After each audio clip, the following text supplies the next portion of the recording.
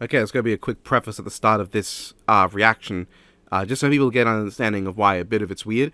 For some reason, for a decent chunk, my audio was just recorded lower at volume than the rest of what was recording, and I couldn't fix that. I'm the only one who can record audio, so I really don't have a choice in that regard. But that's just the way it is. So for a bit, you're not gonna be able to hear me, but in the inevitably completely off-topic ramble after we finish watching the episode, I believe I become a decent bit more audible. But if you don't like not being able to hear me so much, then that it's understandable if you want to just click off. Also, I'm at the part of the year where I start having a lot of breathing troubles because I'm constantly surrounded by people smoking so much and my lungs cannot fucking take it. So if you start hearing me just make really bad noises, that's why my lungs are fucked right now. But I edit that out of my other videos, so hopefully you will never have to hear it outside of something like this. So I'm really sorry about that. I wish I could do something, but I just kind of have to wait it out, and just I'll get better. So I hope you can enjoy anyway. But if you can't, I completely understand. All right. Yeah. Hello, everybody. My name's me, and this is a reaction to Death Battle. I'm joined by him. Hi. That's him. And we're reactionating. I forgot to get the model up, but my computer can barely handle anything right now. I gotta get a new computer. That's why there's gonna be no model on screen. We're watching Tee. William Coyote versus Dominic Cat. Would you like to explain your spoiler That we are. experience, Donovan? Yeah, I got spoiled for the next time, which, I don't know, tends to happen when we're getting, when we plan, yes, we are going to record our reaction for this one. It seems preordained by fate that I will be spoiled for the next time and nothing else. Yeah, I was offered the chance to know the next time because apparently I will not care about it. But I've decided because I knew Don didn't even say anything yet. I knew he was going to just fly directly into the path of spoilers, like a reverse Toho game, Yeah. and just take it head on. Well, because, Fucking Piccolo, but someone Nappa just posted it in shoots like an spoilers. unrelated thing. They were like, "Oh yeah, this is the next time," and I unspoiled it, and I'm like, "Fuck, damn it!" Literally, it's like it's Piccolo jumping in front of Nappa's beam, but instead of like a key blast, it's like the next time is Green Lantern versus Nova. It just jumps right into that. Like, yeah, I'll take that. Tell me, I don't want a surprise. No, my prediction is I was gonna say someone's Uh, name, but it was in a conversation with someone who has left the community at large. He knows who he is if he's watching this. Uh, some people might know him, but you're not supposed to know he's still alive. That's a joke, by the way. He didn't fake his death or anything. Just to be extra clear, because I know some people are actual children. But he asked me, "What do you think the next time is?" And specifically to annoy him, and because I had a game theory on my mind that really pissed me off, I'm gonna say it's Spider-Man versus Ladybug. He responded with Destoroyah versus Fing Fang Foom, so I'm doubling down now. He deserves the punishment.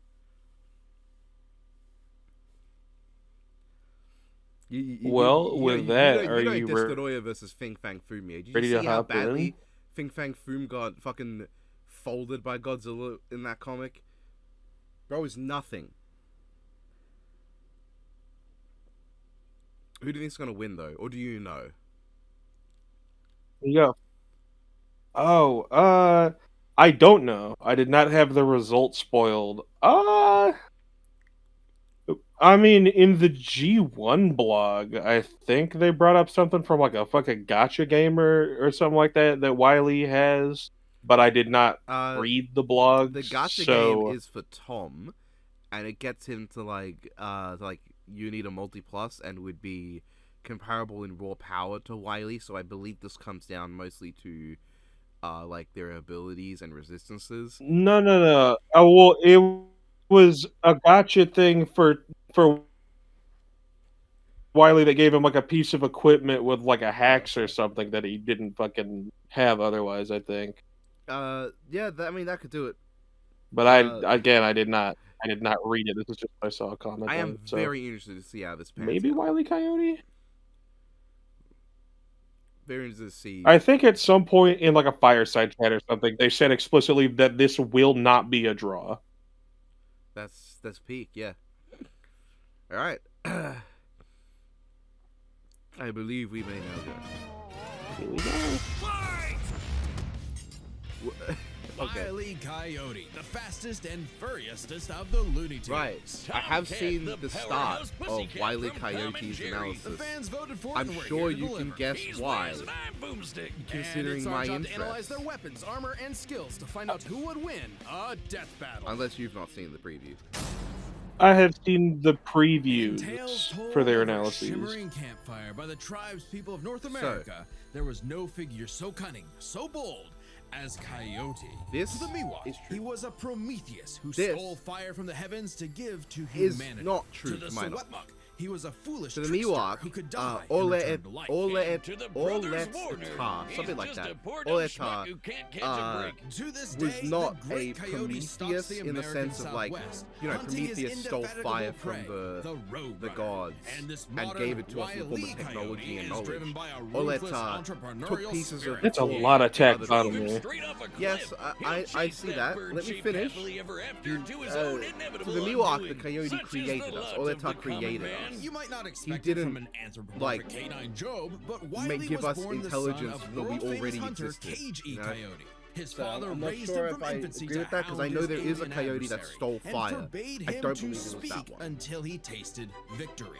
On the face, an easy task. Coyotes are That's a incredibly deranged adaptable thing for a predators, father to capable of do. hunting in both rural and urban environments. You would know. They're also speedy little demons. They can sprint at up to 43 I- miles per hour. Though I can that's vouch cold there are blooded, coyotes that around blue here. I've weekend actually seen them bastard can before. make beams of light look stone still, or outrun a car that was moving fast enough to travel through time. Frankly, it's incredible that Wile E manages I'm not sure to if I would call that one a consistently car, keep up with his based prey on at what I all. saw there, but, he you know. does. No, really, it's actually stated that only a, quote, tiny little extra burst of speed separates the coyote and the roadrunner. Heck, Bugs Bunny You know, I don't think I himself would needed take to Bugs super literally speed there. supplements in order to move fast enough to You know, just outrun Wile E. something But about almost as fast Bugs isn't just fast gives me enough. the energy that, you know, he Fortunately, might Wile's not be got an completely endless serious when assortment he of says that. gadgets, gizmos, and reams of blueprints to make up the difference. He's got your classics like dynamite, anvils, and spring-loaded boxing gloves, along with heavier artillery like heat-seeking missiles, a 10 Fucking billion Kamen volt Rider mech suit, electromagnet, Wile E. and a friggin' trebuchet, a Reddit favorite. Many of which he invented himself and uses in excruciatingly detailed schemes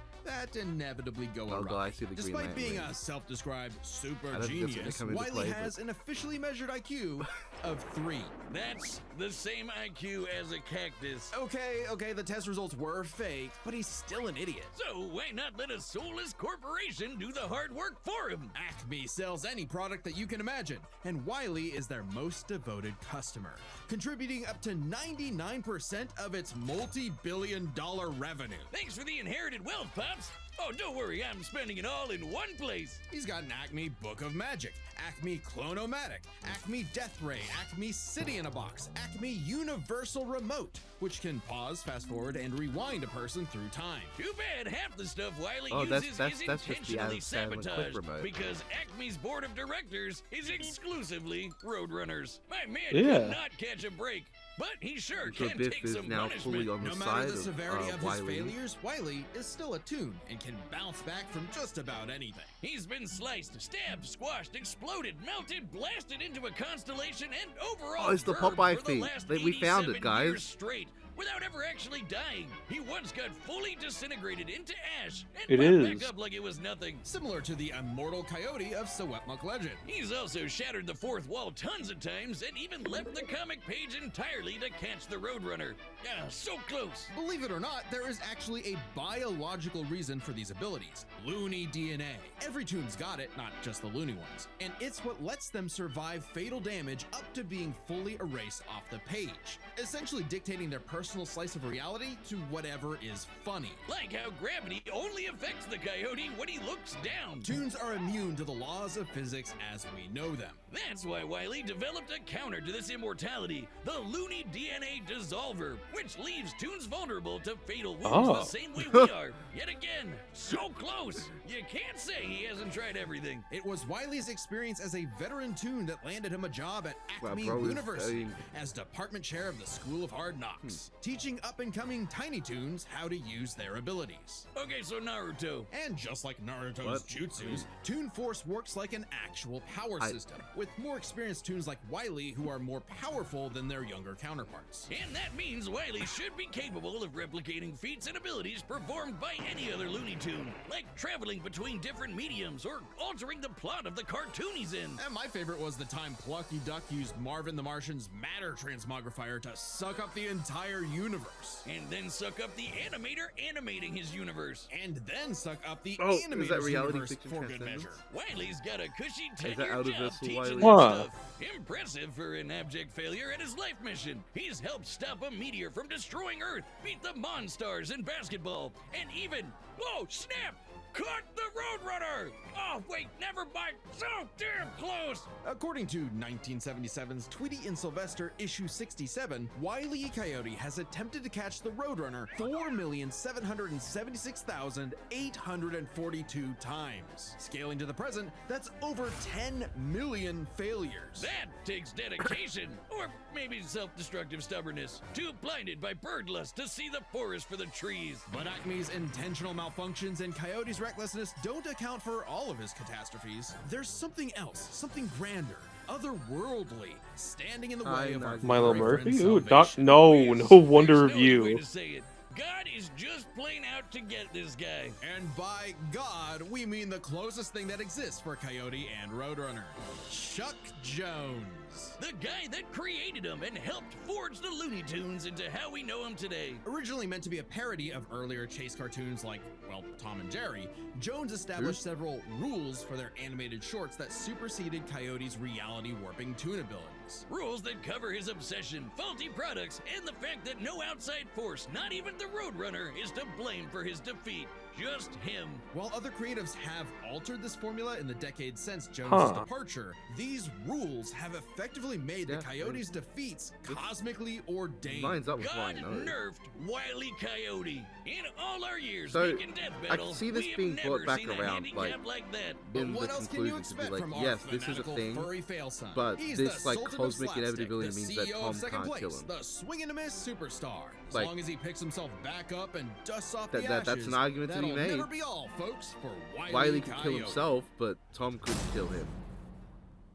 I don't The year was imagine that's gonna come 1939. into play. War raged in Europe between the British Tommies and the German Jerrys. As the beleaguered English made their miraculous escape from the German encirclement off the coast of Dunkirk, one might have called the battle a game of cat and mouse. Oh wow, is that actually where their names come from? I'm looking this up. Regardless of their names' origin, William Hanna and Joseph Barbera's infamous cat and mouse duo Thomas became the D. undisputed Jasper kings Cat. of slapstick comedy. The formula is simple, and we all know it. Tomcat chases Jerry Mouse around the house. Brutal, bone-shaking, I felt that in my balls. Violence ensues, and Tom is reprimanded by Mammy Two Shoes. Who is, let's say, very much from the 1940s. And if you're like me, Yeah, all you I wanted to was see was looking Tom at wipe it that smug when he smirk said off the that name, little I was rat's thinking, face. hold on. Despite my well-documented hatred of cats, even I've got to cringe at years of propaganda to convince us to side with the filthy, flea-ridden rodent Wait, what does over he mean, man's second best friend? well-documented hatred of cats? beyond. House cats like Tom Hold are on. actually some of Earth's most successful predators. They can that run was up to probably a 30 joke. miles That was per probably a hour, joke, and I leap just, like, 6 feet was paying high, attention to and something despite else. being commonly perceived as nocturnal, they're actually crepuscular. It was They hunt at Boomstick's dawn well-documented and hatred of specifically cats. is Yeah, a I British imagine it was a shorthair. joke, 'cause They're strong, we all stocky know that he Roman does cats not have a bred to well-documented withstand hatred harsh of cats. He conditions. loves And for Tom, harsh conditions is an understatement. Tom has collected a I remember. I mean, it crazy assortment depends of on the weapons. episode. I've There are heard some, podcasts like, about with that. Jubei, he was, most of it like, is the stuff cat you find bad. in the average American household, like Yeah, but then in Tiger Sword Epion or, like, Lion-O He-Man, he's like, no, cats are cool. And lots of guns, but he's got Yeah. wackier things like a magic wand, a robo-cat, It's inconsistent. medicine cream, and a smart cap that gives Death him Battle, all get the your rules knowledge in together, the world. guys. I'm partial to the sword of light and dark, which severs you from your own shadow. or the rewind remote. I'm not which sure can exactly move how your helpful victim backwards like through that time. is to And you use can't against your forget the enemy. cat car and cat jet, spelled with K's, of course, but just the cat part. Tom's arsenal is heavily improvisational, which fits his quick thinking in fights over Thanksgiving turkey. Though he often loses his bouts with I don't know Jerry, why, it's not but usually like, because he's dumb or when they were talking about the incompetent. thing with the Rather, gun that like he's just reverses you in genuinely time, I just imagine outplayed. Kamen And Rider even in Super 1 in that defeat, he's situation. one Like, tough oh, it's son okay, of I'll a just gun. press this He's been button and I'll be crushed, fine. blown up, had every bone in his body broken, shattered, melted, and vaporized to dust, and survived. Well, mostly. Tom What the actually fuck has was that? A kicked the bucket fire multiple goblin? times. Was it an imp? Little known cat fact, he has 9 lives, Maybe. as established in the episode Heavenly Puss. Oh, Wiz was conducting some different kind of research when he stumbled on that episode. Very funny. Even if Tom starts to use his lives up, he has a potion that just restores them. Or he can physically go get them back from hell, where all cats go. Extremely hardcore for a toon, but there isn't much of a limit to what Tom can do. He can clone himself, levitate in the air, make his imagination real, and even break the fourth wall and enter the real world. Yeah, if you only watch the classic cartoons from the 40s, you may be in for a shock. Tom and Jerry gets buck wild, much like the actual inspirations for their names. Thank you, Google. Oh, you're still on this? Dodoy Whiz. They were actually named after the two characters in Pierce Egan's delightful life in London, Jerry Hawthorne and Corinthian Tom. It was adapted to the stage with the title Tom and Jerry, which later became a catch-all term in 1800s England for young, drunken rabble-rousers. One could, in fact, say that Neat. many rabbles were roused the times Tom destroyed a planet-busting asteroid, lifted up the sun, and was blown up into a constellation. And he was just fine. Just a bunch of stars now, but he's Huh. okay. He tanked an explosion that launched him through time to the Stone Age and has run through space at massively faster than light speeds. That shouldn't be a surprise when he and Jerry have been at each other's throats for over 80 I see years immeasurable now. Tom But in what the- may in the corner. surprise you is the fact that at the end of the day, they're actually friends. And they've worked together tons of times to save the day, like when they helped a little orphan girl, Robin Starling, find her way home. Oh, Was- that's a nice was ending. That's that the was- movie. I remember I that. believe it. Was- Now is was when that- we have to no, talk was that about warranting a Tom title and card, Jerry really? Chase. Long ago, the What? warrior god, Lord of Sichuan, Erlong Shen, battled the tricksy and indomitable Mouse King atop Peach Mountain, leading the goddess Celeste to declare the two the strongest warriors in the realm. And they were, in fact, Tom and Jerry. They were even stronger than Devil Tom, who repelled corruption by the darkness. Huh? He is the universal Mysterious, speed. malevolent force threatened to consume the tree of life, whose branches encompass all of time and Yup. space. Banding together, these warriors use the star element to dispel the darkness I told and you that save the universe. The gacha game comes What with you the need a multi. While it may sound completely insane, it is. Chase is a Chinese mobile gacha game whose Yep. lore is not entirely in keeping with the spirit of the source material. Yep. However, it is officially licensed by Warner Brothers Interactive Entertainment, which means we have to include it in our research. So that the gods may grant I us speak mere for mortals China some when I say heavenly I'm puff. not sorry. No. Friendly rivalry aside, though, Tom has actually managed to catch the little rat fair and square a few times. By my count of the original shorts, 19 times. I could watch him on repeat forever. Too bad he's still a filthy feline. The only kitty I truly respect is named after booze. Well then, you're Or- in luck, because the Tom and or- Jerry of or English Battle literature Cat. later became the namesake for a famous Christmas Or cocktail. Giant Robot. Because there's no better way to get absolutely trashed than with good old Tom and Jerry. Huh. Guess what? Death Battle has merch now. Yeah. That's right, Boomstick. Death Battle merch? No way. Brand new website, deathbattle.gg. It's all bits of What are you expensive, predicting now, We've given the got research mugs, they put stickers, forth? Shirts and more. I'm partial to the Um, official researcher's notebook. I saw promise nothing it's not a death note. with See, it says so Tom right on that the would cover. counter. Sure. There's the also exclusive DNA merch thing. for website members. Uh, my beer like, cooler, which They keeps bring it beer up and nice they and cold. explicitly Yeah, the mention anti-tune it's shoot not seems like a just pretty the big Looney thing. Tunes. The It's limited any time tunes. Game Over tee, which won't be available much longer. So Any of them. Oh, hold on. We'll be releasing more stuff throughout the year, so No, check back we're for not lingering updates. on that. Picking up an item or Screw two that. really helps support independent Death Battle, so we want to say a big thank you to I just- everybody that's already placed an order. I Wait, saw what do you that mean? whizzing Hold on. boomstick. I saw that. That thing says not a death battle on it.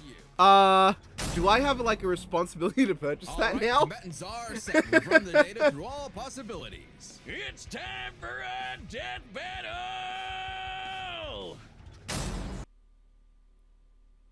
So, yeah, I think generally they posited immeasurable speed feats for both. They posited both could be turned into constellations and scaled to universal stuff.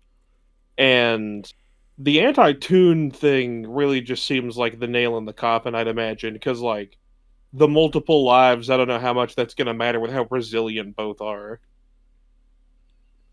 Yeah, they mentioned that Tom has multiple lives, but Wile E doesn't. He just survives this shit. Yeah.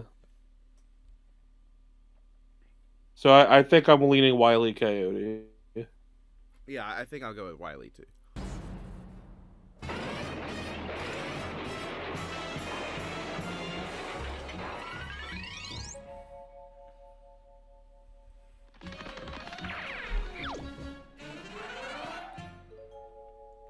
I don't think that is the actual taxonomy of those creatures.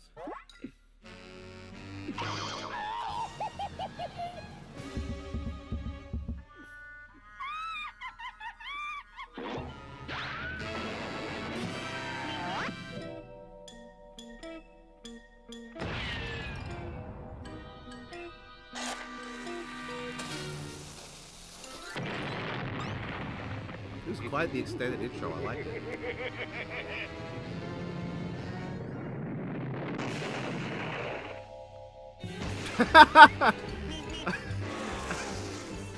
I like that.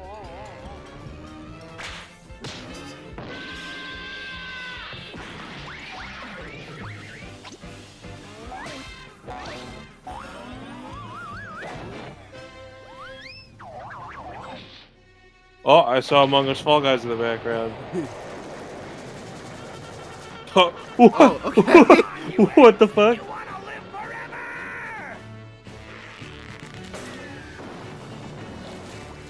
What is pretty cool?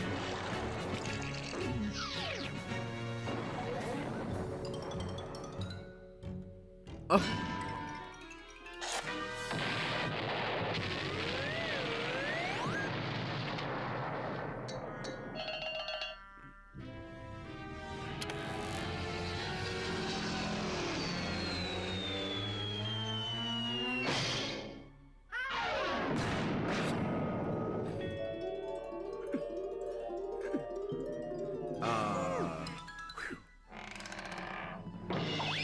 I'm not sure why that took all of his lives. I didn't even feel like that was like a gag keeping in line with what happened there, but you know, whatever.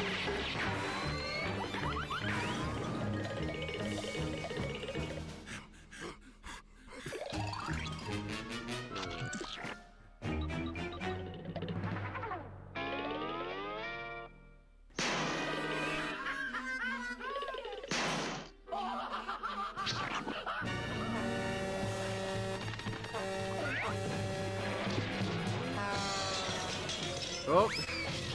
Oh.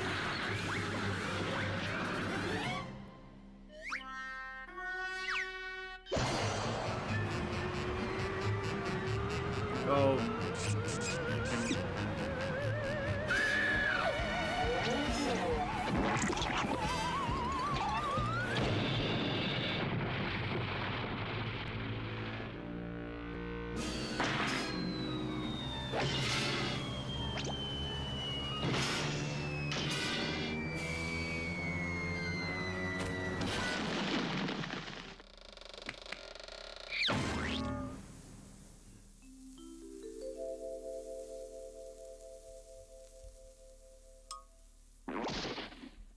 Wile E. Coyote, super genius.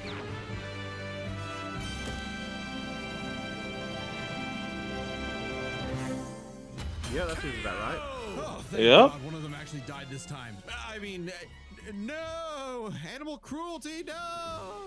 Considering coyotes eat cats, I'm not surprised. While both Cat What? and Coyote were Was that a incredibly powerful, fucking they weren't Fox versus literal Bucky gods who could reference? snap their problems away. They had limitations and weaknesses that could be exploited, especially by I each other. appreciate Let's it. first talk their stats. Both were strong enough to contend with universe Yeah. phenomena, but comparing Wile E to Plucky The Duck, universe as a Looney whole Tunes encompasses can the not infinite only destroy universe, their own serververse, and universe, millions but of their timelines. animators as well. And while Tom could move faster than light, Wile E could keep up with the Roadrunner, who could outspeed a car fast enough to travel through time. That's immeasurably fast, and much faster than Tom. Wile E What? gets But the edge no, in but you stats. said- Wile's But that's not arsenal what- was in a the bit corner better you- too, believe it or not. Even eliminating the devices that have been shown to malfunction, he still countered everything Tom had. The biggest being the Looney DNA Dissolver, Yup. which could render Tom's cartoony healing factor moot and end the fight. While Tom has never been shown to have loony DNA specifically, the concept clearly has nothing to do with actual DNA molecules. Looney Tunes have been erased completely and still returned, so it's clearly something more fundamental to their essence. And since the Dissolver works on any tunes, not just the loony ones, it should Yup. apply to Tom. But considering how much of a screw-up Wile E is, it wasn't a sure bet. Hell, it could have backfired, especially considering how much more competent Tom is. When it came to intelligence, Wile E's engineering and scheming genius were often defeated by his own ego and stubbornness. Tom, on the other hand, was consistently more flexible, pragmatic, and victorious in his fights. He definitely gets the edge there. Oh, and Tom has one other big advantage. He doesn't have God nerfing him. And that's the big question. Was Tom capable enough to benefit from Wile E's narrative-enforced bad luck and see the DNA Dissolver backfire against him? That bad luck is a core part of Wile E's character as a cartoon. So let's call it his, toonliness. To find the answer, we dug deep through the bowels of Looney Tunes lore and ended up in an unexpected place: Space Jam. Where That's Wile E literally yet where my again mind fails immediately against the Roadrunner, but against the villains of the movie, the Monstars, he actually scores. And scores again in the sequel, more than anyone else. But according to Chuck Jones's rules, that shouldn't happen, right? Throughout his entire history, Wile E's cosmically ordained gonna failures be like, only occur when only he's against specifically the chasing the Roadrunner? Roadrunner, or other tunes the plot bends around like bugs, because that's what Chuck Jones's rules were written for: Coyote and Roadrunner cartoons. And even then, looking closely, they've been broken a few times throughout the decades, even during Chuck Jones's tenure. Without the universe nerfing him, there's no reason to think Wile E couldn't eventually land a hit with the Looney DNA Dissolver. Especially when the only reason it failed was because of the Roadrunner's intervention, a direct violation of Chuck Jones's limitations on the Coyote. And especially when it's the only thing that either one had that could kill the other. Despite lacking Wile E's narrative impediments, and despite having a better track record overall, Tom ultimately had no surefire way to kill Wile E, whereas Wile E's superior strength, speed, and loony arsenal ensured his victory. Wile E gave one hell of a chase and left Tom Jones in for a rematch. The winner is Wile E Coyote. Next time on Death Battle. All right, let's see what it is. Oh, wait, was I correct? No, I was not. Oh, wait, what?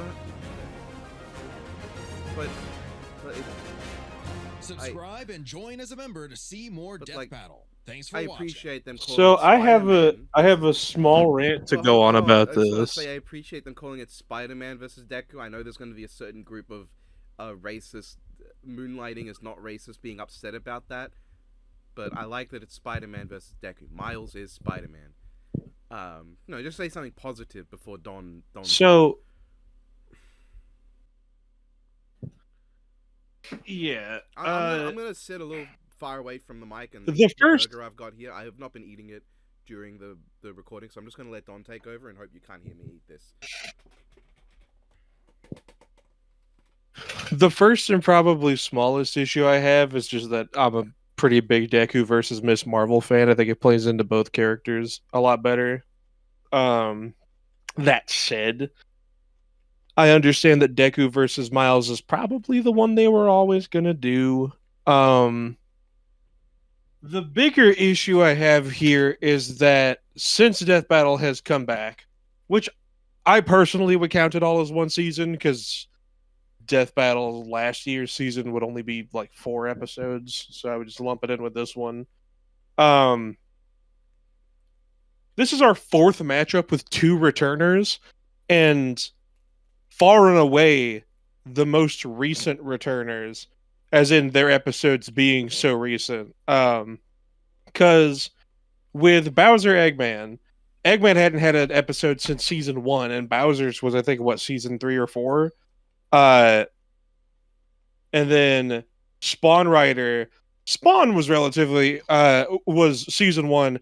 Ghost Rider was relatively recently, to be fair, compared to some of the others. And Master Chief Doomguy was a rematch of General from season 1. So most of it is season 1 returners. But this is also not factoring in that Kratos has returned and Omni Man has returned. Omni Man, who had an episode again not too long ago, season wise. So and this is also keeping in mind that Hulkzilla's still not out yet. That'll be 2 more returners. This is just, it feels like a lot of characters coming back that have already had death battles, and some of which semi recently. In the time since Deku and Miles' death battles, there has been enough to talk about, but there hasn't been a whole lot. So a lot of it's going to need to be retreading. And I feel like there's probably not much of a debate unless, like, I don't know, Miles has some insane Herald scaling, in which case it's like, cool, Spider-Man beats Deku because it's the Spider-Man meme where he actually does just scale to Heralds. On the note of returning, I'm actually, also a little you are disappointed. correct. Uh-huh. Not counting Leonardo, which doesn't count, and not counting Charizard, which also doesn't count, both of which are season 1 and 2. Deku would be the most, like, the closest to returns. Like, even with Omni-Man, there's like 30, 40 episodes between them. With Deku, it's like 20. So he'd be like the third closest.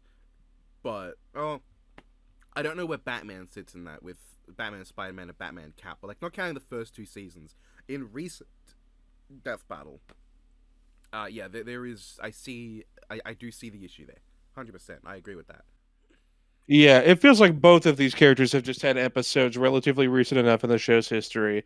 And on top of this, the main thing I would have wanted from a new My Hero episode was covering the series better than it had been covered. Because by all means, All Might covered All Might fine, but All Might is not like the central focus of My Hero. Kind of the point of him is that his era is in the past and gone. Todoroki was covered fine, but My Hero, wasn't anywhere near concluding at the time. And Deku's analysis was fine for what it was. Recently, I'd say it covered Todoroki kind of okay for the time, but only really like if you look exclusively at the anime, because I believe I believe the manga had been doing some of his more interesting stuff that was not brought up in the episode. Yeah.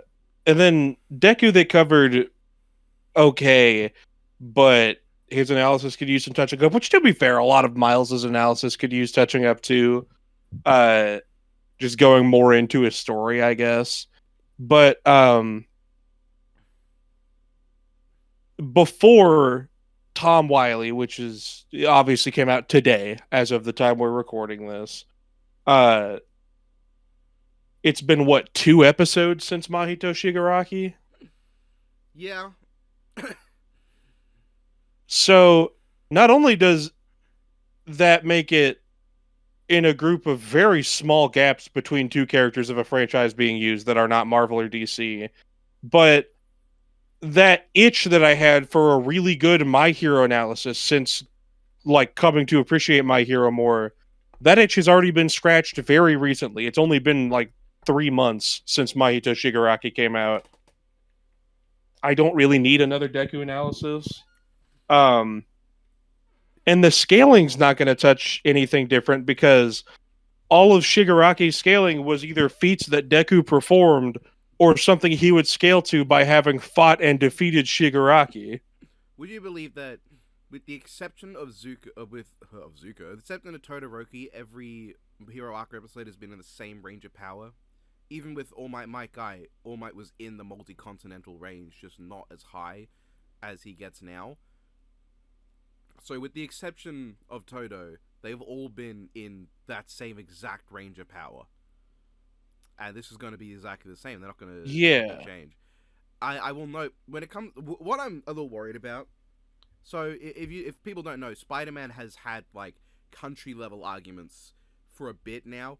I am not fond of them at all because they kind of rely on, the idea that Spider-Man's always holding back, which kind of gives the energy of like, when he just like he just let Mary Jane die, I guess.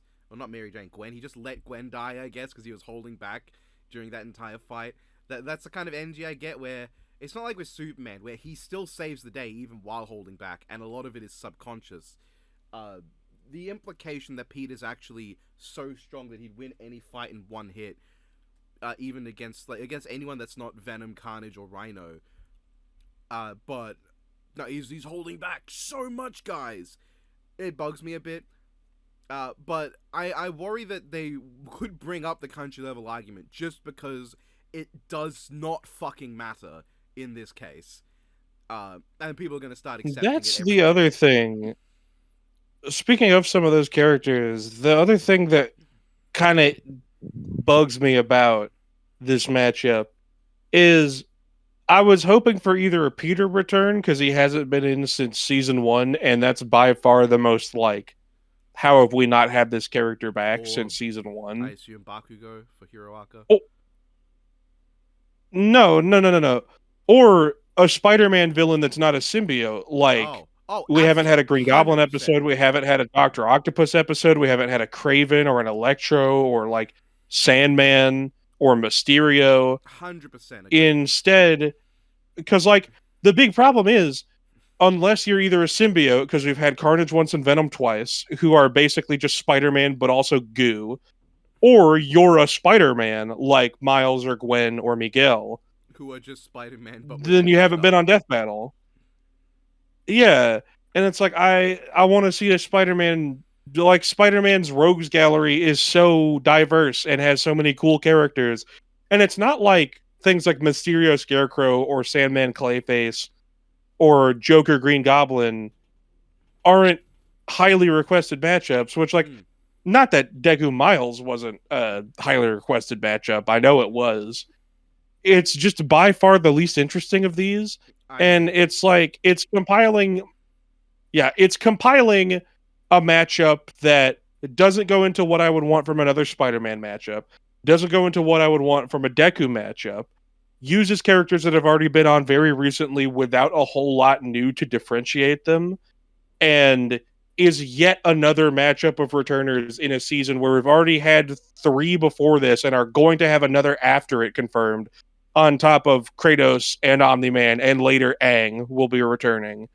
And technically Ash is Pikachu, I guess, since that was the one that fought Blanca, but that's a little into nitpicking. But it's like, I don't know. I feel like I've definitely teetered off of the I kind of want to see some non-Kickstarter matchups into I kind of want to see some characters we just haven't seen before on Death Battle, cuz I understand how popular a lot of these characters are. I understand we still have a few matchups like already confirmed for like Yu-Gi-Oh, Despicable Me, Megamind, Genshin Impact series that have not touched Death Battle yet. But since Death Battle's return, it's been what, Among Us, Fall Guys, Asura's Wrath, and Gurren Lagann. is that it? Gurren Lagann. That's right. So it's like, Looney Tunes and Tom and Jerry. I don't know. Also a new. Oh yeah, one yeah. we just Obviously. watched. Yeah.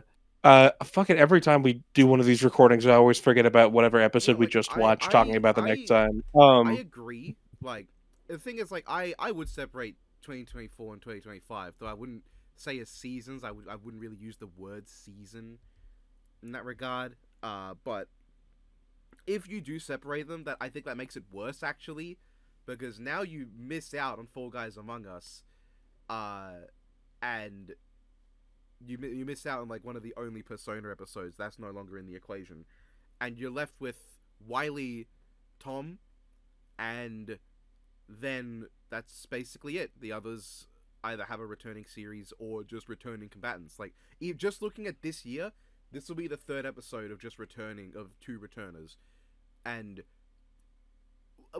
there's no like guarantee Hulkzilla's gonna drop this year, but it's probable, and that's gonna make it four. And who Yeah. knows what else could be happening? Like, what if we get fucking Ang Traveler this year? I have It's to there's another assume returner. Hulkzilla and Ash Yugi are the two that I'm predicting will drop this year. They're the only two others. Ang Traveler. Ang Traveler maybe at the end of the year, maybe Grewmind, I'm not sure, but like honestly, I wouldn't even be surprised if like this year they just crammed in all of the Kickstarter matchups if they could, just to get them out of the way so we can get back to new stuff. Because I know the Death Battle team they know how many Kickstarter matchups they're using. They know which matchups they're using that people are like. Any criticisms we could have about the show, they know, they've heard them, or they feel the sentiment somewhat themselves. But that doesn't make it nag at me any less. Yeah, Part of me wonders like if it's still Miles like was even done if because the research is basically complete. Like from the start, Deku, there is basically nothing new. There is like how many like if you've read all of Shigaraki's material, you've read all of Deku's. Yeah. And with Miles, basically everything from season 7 is still going to apply. There's just a couple more years of stuff, most of which has not been great, that they can bring up. And I don't think much of it's gonna it's like change. now Miles has like a couple of weird clones. Now he's got a lightning sword. That's cool. He can do He that. stole that from Godspeed, but let's be honest, Godspeed wasn't doing anything with it anyway, so you know that's fine. He deserves it more. He stole that from the Flash CW show. Yeah, exactly. That's Godspeed's thing, the lightning saber, and then Barry and Earbud use it too, and then Wally can get fucked, I guess. I don't remember anything. I don't really remember much. Like I don't know. That was a terrible season. I like all the other Deku. Turtles I like seasons. Miles enough, but I'm sure it'll be a good episode too. I don't want to seem too doom posty. Like I think the episode's gonna be shit by its very premise. I'm sure the episode's gonna be good, but it's just not a. It's a matchup that, by its premise, ticks a lot of redundant notes for me and a couple slightly sour ones. It wasn't quite Spider-Man versus Ladybug. No, but you did predict Spider-Man, I did so predict Spider-Man. you have a point. I think I said Deku asked the 2 as a joke, but I don't remember how long ago that was, or if that was even related to this, so I'm not going to count that. That's the thing, though, is that like I know some MHA fans have a bit of a problem with like Deku's analysis. I think in Deku Asta, that is not the half of that episode that I feel like maybe needed a run back. No, Deku could have had some work, but I don't think it's a big deal. He is definitely not the one falling short in that episode. A lot of what feels not up to speed, I guess, with Deku in that episode is just that like his story wasn't done, so obviously narratively it's going to feel a little incomplete. And then in the fight, a couple of things they emphasize in the analysis, like his shoot style or like the physical toll that One for All can take on his body, aren't super gone into in the fight. I don't know. It's always felt a little strange to me too that it's like it feels almost like a mismatch, not in the way that like I don't know, because when I look at Deku, this is a kid that super duper wanted to be a superhero and did not have the means to be. And then these superheroes see something in him and gives him the chance to be one, and he has to prove himself. So he ends up being his successor by like super duper putting the work in, because that's always what he wanted to do. Whereas with Miles, he is Spider-Man's successor. He is by every measure, Peter Parker's like, I guess, protege. He will fill in his shoes when Peter's gone. That's never going to happen, but theoretically. But Miles, like Peter, gained spider powers by a complete accident. It's not like Like I'm sure to some extent he always was like, oh, it'd be so cool to be a superhero when I grew up, but that was not like his defining personality trait. He was a pretty normal kid, all things considered. And then he kind of came upon these powers, and he learns the whole, great power, great responsibility thing. It feels like Deku would play better against someone who like finally got the break they had been looking for with superhero like powers, and had like a huge hurdle to overcome with them. I feel like that's kind of what Miss Marvel plays into about it, is that like Miss Marvel's also a fucking super nerd when it comes to superheroes, and she unlocks these powers, and she's like, this is my chance to like do the superhero thing I've always dreamed about and be just like my idol. Turns out to be a lot more responsibility than she ever thought it would be. And I don't know, I find it more interesting, and I think in a similar vein, Miles plays off of someone that I guess like happened upon the powers and had to like kind of wing it from there. I feel like that's half of the intrigue about Spider-Man's origin story, is that like a lot of comic book characters back in the day would have whatever freak accident that gave them their powers, then they'd adapt to it and be like, ah, yes, I suppose I will just be a superhero now, since that's the thing to do now that I have powers. Where with Spider-Man stories, it's always like, I don't know, seems like a lot of responsibility. I don't know if I really want to do that. And then they see like the problems that come about when someone that has the power to change something doesn't, and they're like, oh, okay, I see. This is kind of like, this is what I'm supposed to be doing. This is my place in the world.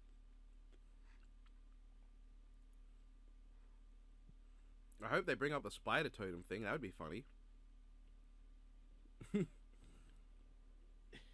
It sure would be. Don't you love the change that like Spider-Man, he was blessed by a cosmic god to be like, yes, you would become a spider totem. Do you know about there's a fucking like children's show right now called Spidey and His Amazing Friends that has like Spider-Man, it has Peter, it has Gwen, it has Miles. Peter's called Spider-Man, naturally. Gwen's called Ghost Spider. And to set Miles apart, they called him Spin.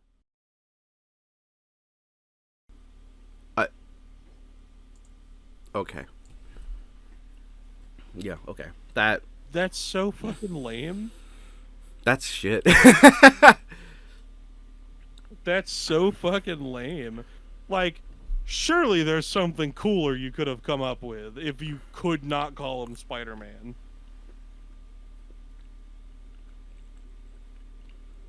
Yeah. I think I've seen Spider Kid used before. I don't know if for Miles specifically, but I've seen that before. Do you want to go back through the fight? I'm just like, yeah. I mean, it's funny. You immediately pivot into, now let me talk about why I hate this matchup. This punk ass bitch next time. It said nothing about the actual like episode. I would say I liked it. I think the analyses for both were pretty fun, just getting into the more absurd parts of being a toon, I suppose, and some of the stuff I didn't know about them. The fight was alright. It definitely it felt a little contrived at points, which like obviously there's a formula that you'd want to pay homage to, with like them like giving their genus names as fun, or just the general like holding a little tiny umbrella to stop debris or whatever, and like breaking the fourth wall. That's neat and all. The whole tunnel gag feels a little derivative, and like it goes on for a little bit. Like, yeah, I don't know. I don't want to. That was definitely. I don't want to complain too much because overall I did like the episode. I think for me the fight definitely the bit felt that like... it's not a big deal, but kind of got me is the plane making Tom lose all those lives. I feel like if you were gonna make that joke work, you would make it significantly more over the top. Like a plane hits him, and then a meteor also hits him, and then also a satellite hits him, just for no reason. All these things falling on him. But when it's just a plane and all the lives go, I just feel like, oh, okay. Why? Like, there's not that heightened absurdity that makes that joke work for me. Like, I know I'm deconstructing a joke, right? Obviously, I get it. And not to say my idea would be better. I'm just saying I would find that funny, and I don't find what they did particularly funny, which is the goal of this episode. Most of it I like, though. Yeah. I like, instead of the fight graphic, they just have the species fight show up, which is such a nonsensical thing to do, but I really like that. I think this is an episode that it'll depend on how I feel with rewatches. How I feel overall. Like, it has a very extended intro, but I actually kind of like the really extended intro. I think it adds a lot to the episode in general to make it feel like the two crossing over.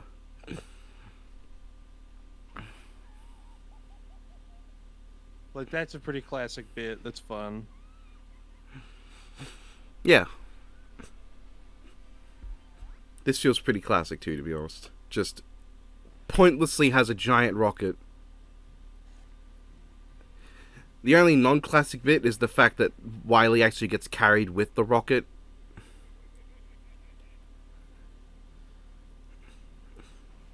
I think it's also interesting to see that Wile E very much had no chance of getting the Roadrunner. Tom actually did catch Jerry before the fight started.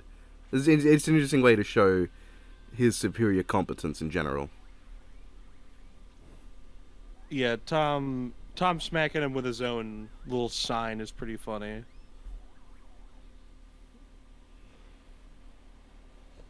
I do like this, yeah. Immediately just turning to a fucking battlefield. This is the kind of, like, heightened absurdity I like. This is completely nonsensical.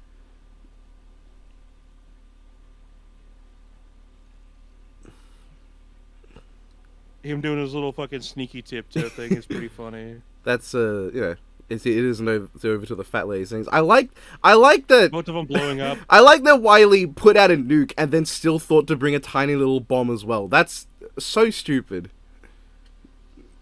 I will say, for that explosion, they didn't go very far. They went, like, maybe 50 feet to the left. Yeah. Like, That this... is a funny gag, but yeah, like you said, like, that many lives going just out of one plane crash. That just felt a bit... it was a bit how you doing. I wasn't feeling that joke. The actual plane itself crashing was funny.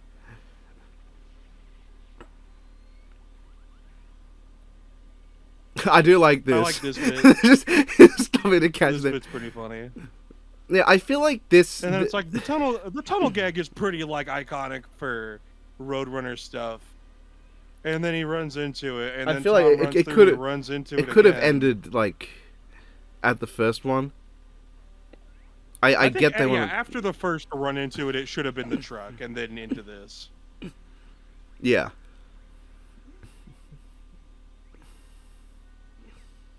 And then this again. I feel like, yeah, I think they It's might... like, well, you already had him do that. You already had him hit him with it, and it doesn't happen. It happens a Like, third oh, time. no, it comes back a third time. So it is rule of three. It doesn't feel like a joke that lands with a rule of three. This part's funny. I like the text changing for no reason. See how you like it, but Tom, you've been hitting him the whole time. Yeah. You've been doing that. That's an amusing kill.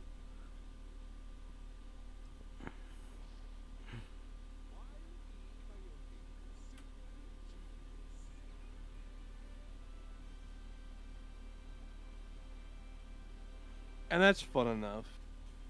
Let me fucking, let me scroll back to... Is it here? Tom scales to Screwy Squirrel and Droopy. Having defeated the latter, the Droopy was superior to a criminal that outran the animation reel strip. Screwy Squirrel's fast enough to be in two places at once mid-combat. So is that not immeasurable? It feels like that should be immeasurable. Like, they bring up in a corner box in the conclusion something like, quantifiable feats Tom is Wile E is way beyond Tom, which seems accurate from what I can tell. Um, But if they and both have unquantifiable feats, then it's a moot point, no? yeah, it unless I won't say unless they think something else about being two places at once, but no, they basically gave that to Popeye in the exact same situation. Mid combat with himself, he could fight himself in two places at once. So they kind of gave that. Sorry to fucking rant again. The main thing that sets like a Spider-Man apart from Okay, their here we go. opponent is typically the spider sense. Deku just fucking has a spider sense. So like that's on top of being at least as fast, being way stronger, and having the ability to like super amp all of his stats. I just like Miles is fucking cooked unless you take like I don't know, I saw someone posting about like, oh, he fought the Greek pantheon once, which I don't know. I don't know about that. Maybe that's true. If that is true, then it's like however strong they get, like probably fucking higher dimensional tiering, and I have to imagine, just considering Marvel cosmology versus a My Hero character.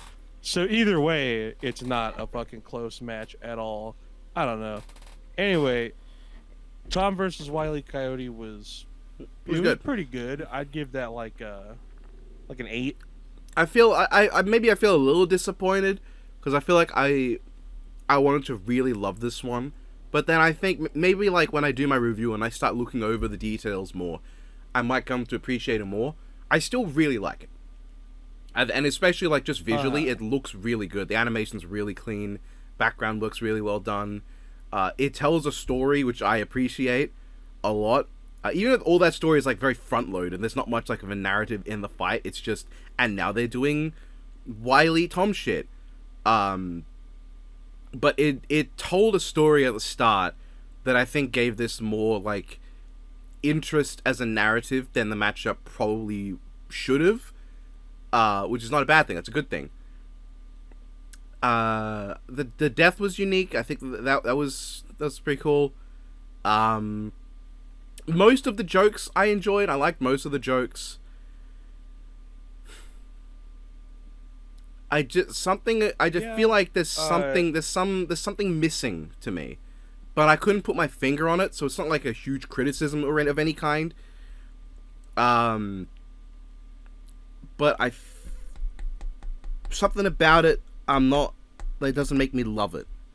Well, there's nothing about it that makes me like love it. Be like, Yeah. oh, top 10. I think it's just episode. like instead of like obviously not a fair comparison to hold it to, but like a proper Tom and Jerry cartoon's probably gonna have me like genuinely laughing a couple times. Most of the jokes in this have me go, yeah, that's funny. You literally just did the fucking George Carlin versus Richard Pryor line. You tell a joke and people go, that's funny. Yeah. My delivery is rupturing the tummies. You tell a joke and people go, that's funny. That's a great bar. You literally just dropped that on I fucking liked the episode overall. Yeah, I think I did. I think it was good. Yeah, it was good. Full stop. I think that's about my review of it. It was good. That's actually extra good for me because this year I've been having this like back and forth of like I didn't like that. I liked that. I didn't like that. Well, I guess maybe not because Maito Shigaraki was third, but like there's been like this trend of no, because like hold on, let me focus. Because you had Kratos Azra, which I wasn't a fan of, and then you have Ghost Rider Spawn, which I liked. Then you had Maito Shigaraki, which I liked. Then you had Chief Slayer, which I didn't like. And then you had Simone Kyle, which I liked. And now Wile E. Tom, which I like. Yeah. So since it's come back, did not like this one. Liked this one pretty well. Loved this one. This one was fun enough. Did not like this one at all. Liked this one a lot. Liked this one a lot more than I thought I would. Didn't really care for this one. Liked this one a good bit. Liked it. Full stop. Yeah. I'm liking so the... it's like there's really only like There's only 3 significant dips here, but most of the rest I would say I liked. I'm hoping to like the next one too. I feel like it should be easy to make Deku Miles at least entertaining. I should be saying Deku Spider-Man. Deku Spider-Man entertaining. Right? Like that should be... Yeah. Especially because that's the thing I get onto with Captain Marvelous Kamen Rider Decade a lot, is that Captain Marvelous is just his government name. So by that, it would be, what, Tsukasa Godoya? Is that his name? Yeah, something like that. Oh, I think, is it Kadoya? Where it's Gokai Red is his superhero name. Yeah. I'm a show away from Decade. And once I get there, I can tell you all I feel about Decade, and that we can bounce a bit more on Dickhead versus Captain Red. But we'll get there.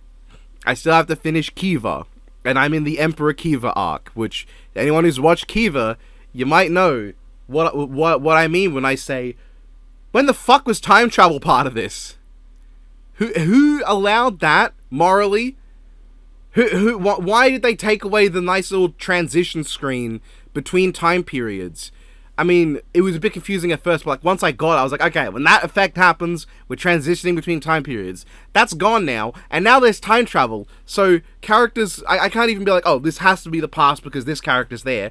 Now it's like, right, was he in the past at this point? Did he come back yet? Fucking stupid shit. None of that shit. Get that the fuck out of here. Don't bring time travel. Meanwhile, I'm still meandering through Go Ranger, and like, I'm at a point where it's picking up. It's definitely picking up, because right after your best friend big died. general's been defeated. We've got another general coming in, and they stole the 10,000-year-old blimp that sunk Atlantis, apparently, in its war with Athens, that they found a map of in the Gobi Desert in Mongolia. And then apparently the blimp had been parked at the foot of Mount Fuji. You know, all those places that are right next to each other. Yeah. And then the Go Ranger Storm just fucking blows it up. I did ask you what happened to the indestructible blimp. Did it get structabled? And it turns out, yes, it got structabled. Yeah, a couple episodes later, it sure did. Because they're like flying air Go Ranger Storm, and they just fucking kicked a kickball at it, and it blew up. That's excellent. How many generals are there, like, in Go Ranger? Because I know in Kamen Rider 1971 there's 4. Because there's been 2 proper generals so far. Because, like, in, like, the first few episodes, they're mostly just going through the guys that attacked the branches that the Go Rangers were from. Because if you don't know the general premise, they're gathered because they're, like, the sole surviving member of each of the 5 branches that they came from of Eagle. So they're going through the guys that did that, and then for a while it's just monster of the week, whatever.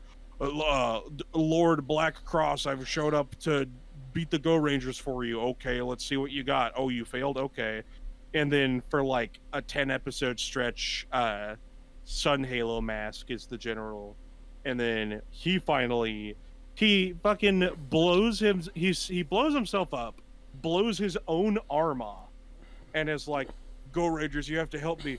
They're going to replace me as captain, which is true. They were going to replace him as, like, the general.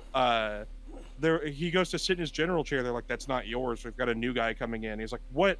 Oh, fine. I'll do this task that'll get me put in the officer's chair. And he blows his own arm off and is like, he's like, Aka Ranger, you have to take me in and help me, and I'll give you the secrets. And then he tricks them and leads them into a trap. And he actually almost takes down the Go Rangers. He does a pretty good job. But once Aka Ranger is able to, like, properly settle things with them, they blow him up. And that's the end of Sun Halo Mask. Rip my goat. And then he gets replaced by Iron Man Mask Temujin, who served a tenure in the Gobi Desert in Mongolia. And so far, he's been kind of efficient, but the fucking 10,000-year-old Atlantean blimp he went out of his way to get so he could... Well, so what they started doing with that was trying to fly to Mount Fuji so they could drop a nuclear bomb in the volcano and sink Japan? That seems about right. How fucking big does a bomb have to be for you to drop it in one volcano and it sinks a country? Well, I mean, in Kamen Rider, that's not uncommon as like a threat. So like, but needless to say, that doesn't fucking work.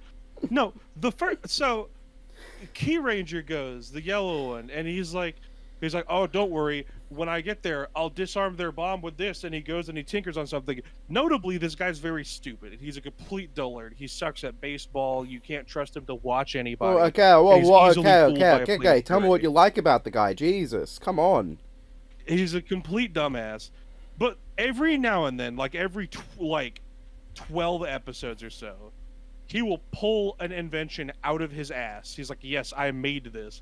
And he makes what's called the atmosphere controller. And I'm like, oh, okay, so does it control the atmosphere to make it so that there's like less oxygen so the bomb can't ignite or whatever? Because it's a hydrogen bomb. And no, it's just a remote that can turn off any machine, apparently. Because the guy he's fighting is a robot with like fucking gears for a head. And he turns those off too with the same device. I'm like, so you just invented a universal off switch? You could just do that? Yeah, why wouldn't? I mean, honestly, Don, you should have seen that coming.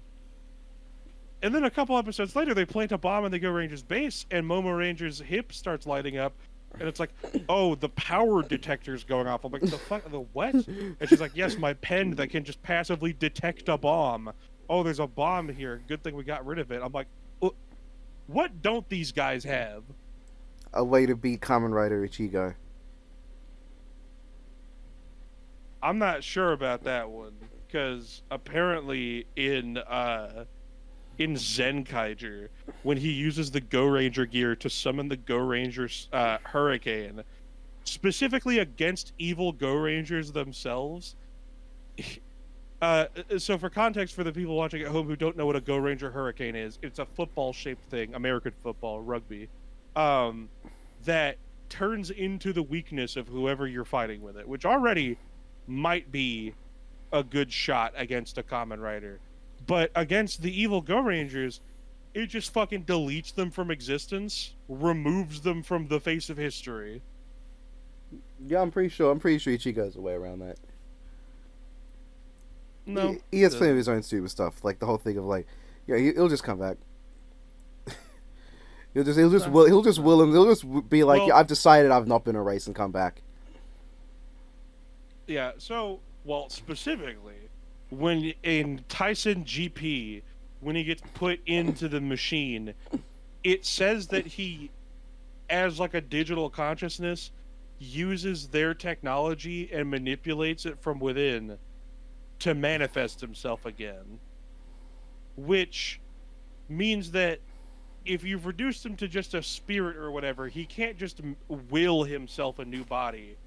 But he can still, like, I guess, possess and fuck with technology that's supposed to assimilate him, which means that it's like, if you're fighting him, you better fucking hope you're not a cyborg. What if he possesses the Hurricane and uses it back on them and just deletes them from existence?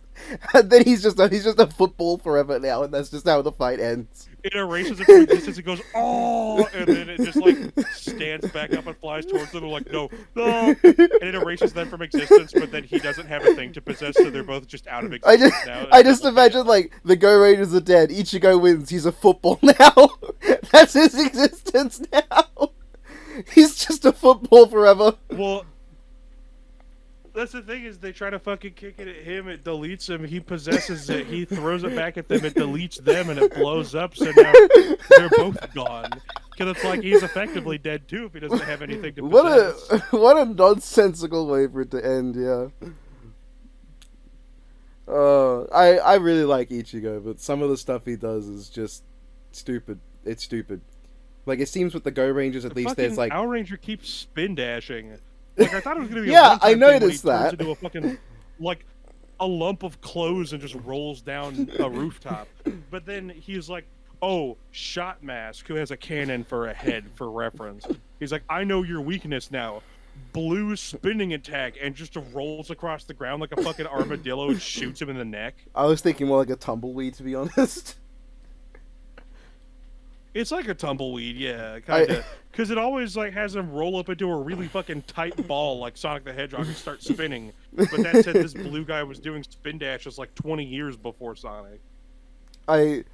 So like that's like to be expected to a degree in the show era, but I was watching an episode of Kiva where the character Jiro throws like Otoya Kurenai, who is the father of Wataru from the past era. He throws him like to kill him, and it just looks like they just put the clothes on a mannequin, which in the Heisei era, like pretty deep in the Heisei era too, right near the middle, feels a bit cheap.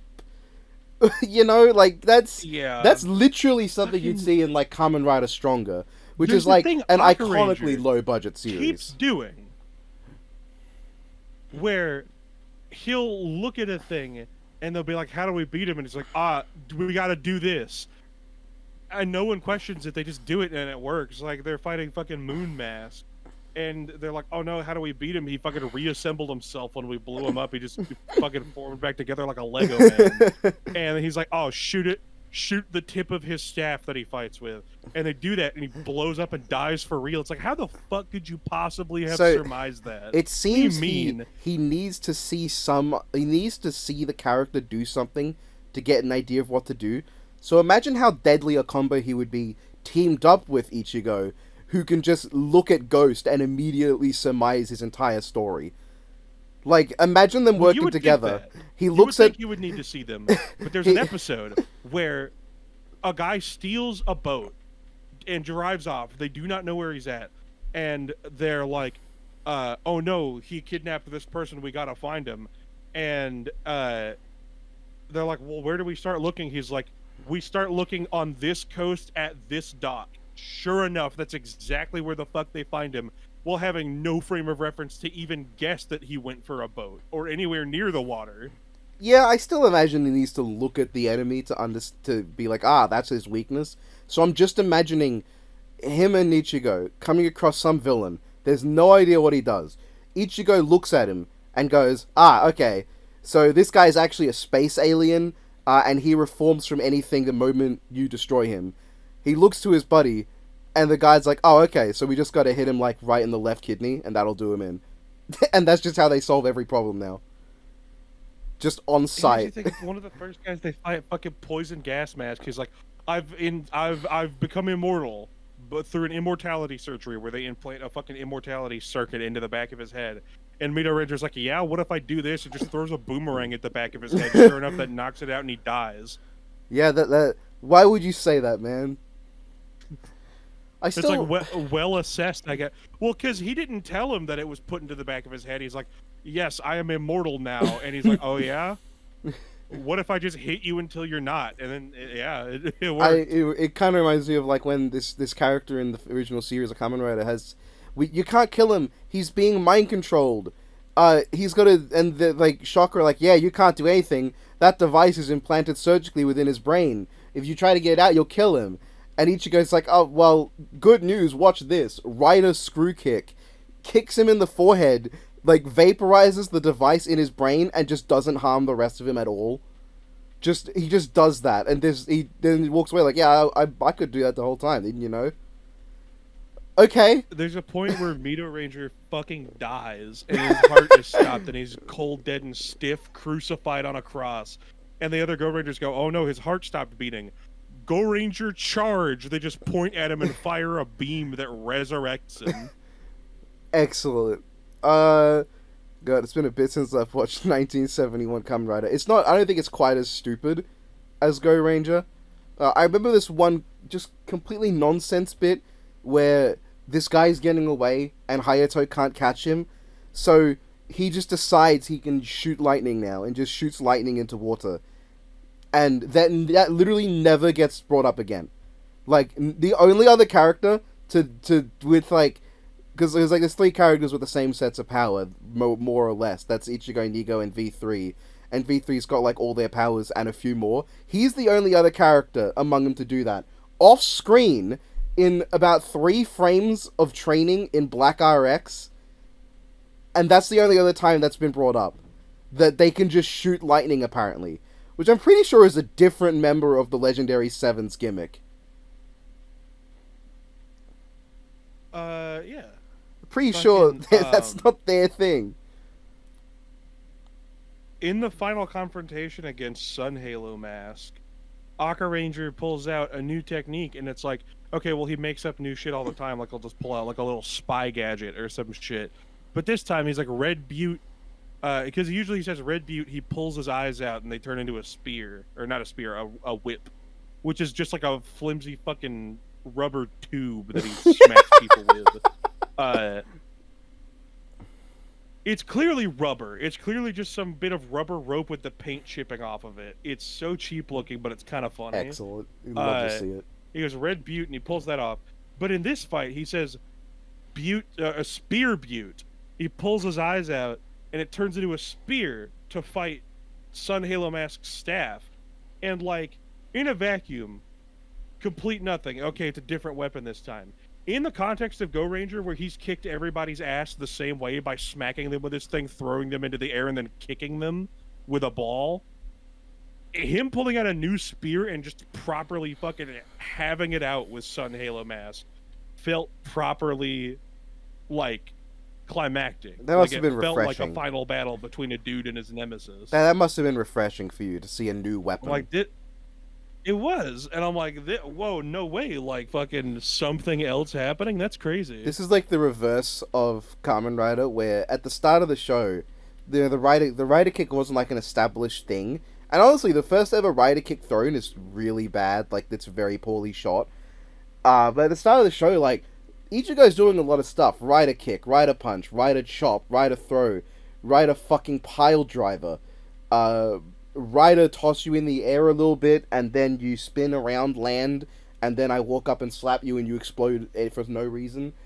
And then once Hayato comes in, by like episode 14, it's just all rider kick now, and there's sometimes a variation on it, but they stop doing anything interesting. You'll see rider throw every now and again.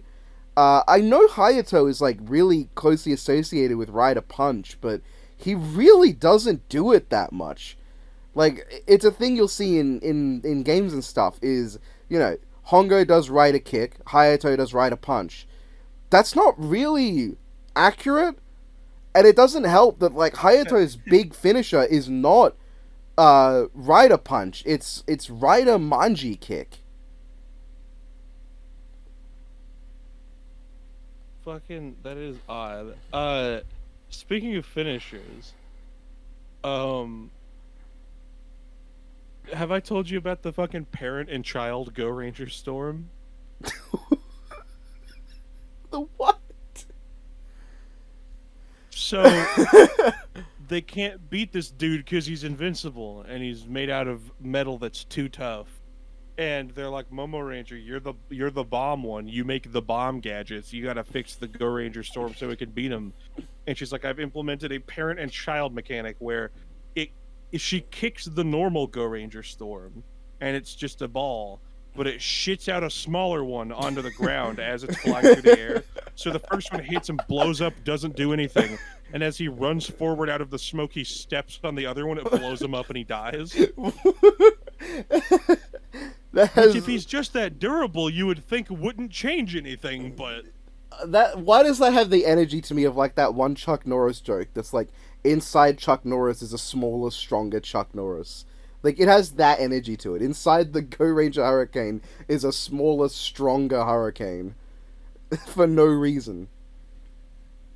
Yeah, and then eventually they change it so that instead of... Because, like, as they pass the hurricane around, or the storm, the Go Ranger Storm is their first one, and at first it's just a white kickball that they hit you with, and then you get damned to hell.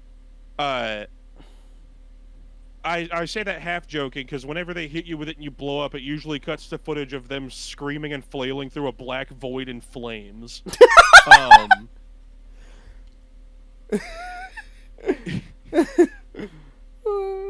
It's a little wacky.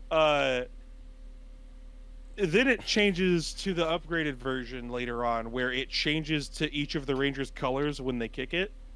And when it turns red, it has all these like little fucking nubs coming out of it, like it's a fucking sea anemone.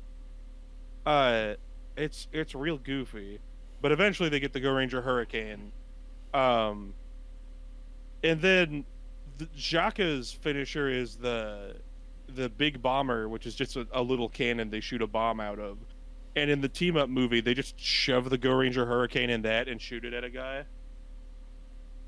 And so in that movie, they fight a big robot with like a grinder in the middle of it, and they try to kick the Go Ranger Hurricane at it, and it goes into the grinder and just gets fucking munched up, and they're like, fuck, it didn't work, how could this be? That's all you have to do to stop it, is just grab it and break it. Who would have known the weakness of a ball is to be caught? I like that. Like, you know, the Go Ranger Hurricane, it makes no sense, but at least they have to like hit the ball. When the Kamen Riders do a team up move, they just hold hands, shout Rider Synchro, and then whatever they fucking decide happens. That's like the ball does seem better, like in terms of narrative stakes. You know, at least you could miss Jaka's with a first ball. finisher. Is that the headbutt one? The Jaka Kovac. They fucking gather around you, all four of them just go up to you, hold hands, and then start rubbing their heads against you. Yeah, that's the head. The fly weird. up into the air and you explode. That's the death nozzle. That you showed me that, and that. Yeah. I like the. It seems like Sentai just has more variety in finishes than Kamen Rider, because like with Kamen Rider, just going through them, like, you know, Ichigo, it's the Denki Rider kick. Hayato's the Rider Manji kick. V3 is the like his main one is V3 centrifugal kick, but he gets like a big spinny one.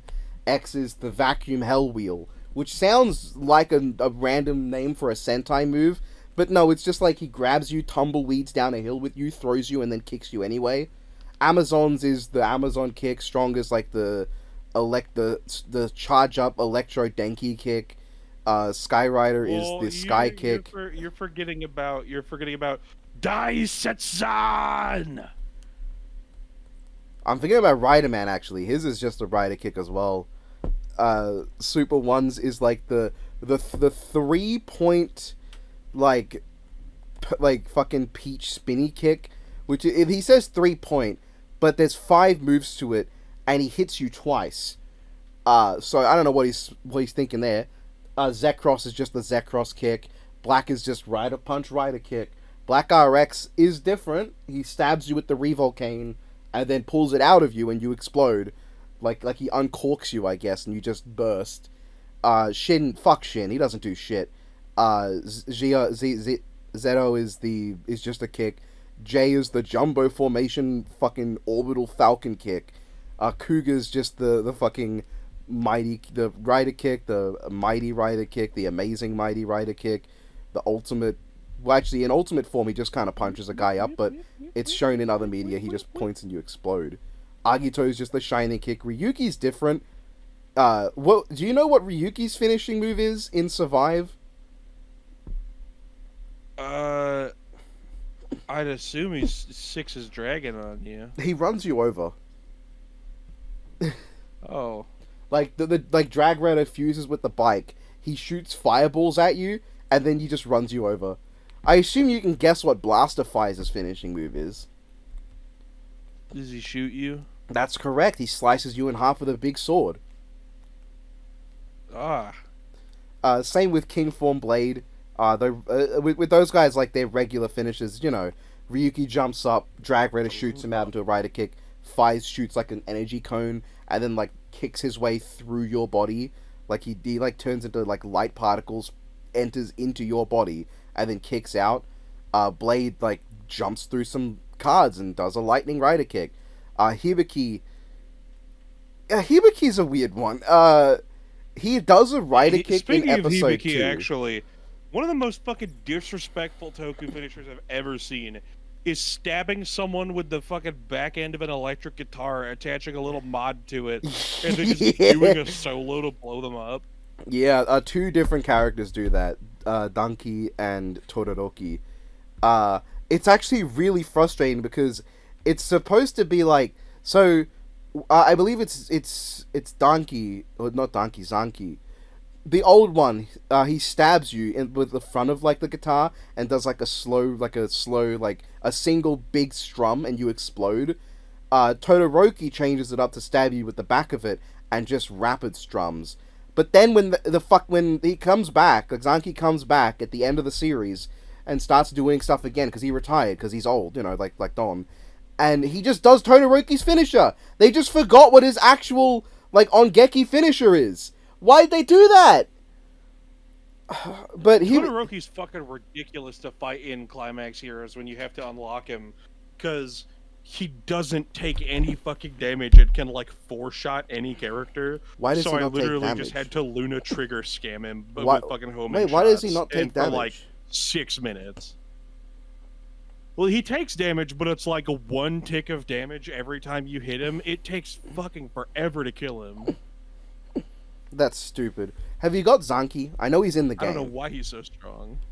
Like, have you got Zanki yet? I have not fought Zanki. Well, when you do, tell me what his finisher is, because I'm curious if they actually, like, kept his finisher, like, as it should be, or did the second half thing where Zanki just does Todoroki's. But Hibiki's finisher, he puts the Ongeki drum on you and he drums you, and you explode. He does the rider kick once in episode 2. It's not a finisher, he just does it I guess just for fan service. And then he gets armed Hibiki, and as you would expect, the musical Kamen Rider's finishing move is to hit you with a sword laser. And then, Kabuto's finisher is a rider kick, and then it's like hyper rider kick. But I barely remember what the hell was going on with that with that last bit.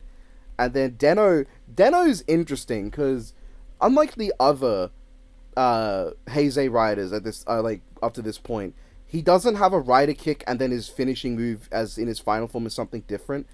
His Satsu attack is he swings like the tip of the blade of the sword in sword form comes off. It like detaches, right? And there's like an electric field between the tip and the base, and he like swings it around and hits you with that electric field, and then finishes you off with like a downward slice with the blade itself. And Momotaros is constantly coming up with here's his Satsu finisher version 2, version 3. He skips a number at one point, and Ryotaro is like, didn't you skip number 4? And Momotaros' rationale is, yeah, but that one was so cool, it skipped the number for me. So that's why that's number 5 now. And, okay. But then, like, Urataros in rod form, his finishers, I don't remember what that finisher was, actually. I think he just rods you. And then, axe form is just a big shot. Gun form, he shoots you with a big charged up blast. But then, well, in his final form is liner form, and it's okay. But he just, like, summons ghost trains, rides on ghost tracks, with, like, his feet on the rails, and then hits you with a sword really hard. But Climax form's interesting, because its 2 finishes are the rider punch and rider kick. He has it in that form. And I'm not sure if you've seen, like, what Climax form looks like. You probably have. But it has all 4 Imagin, because, let's be honest, no one counts Sieg.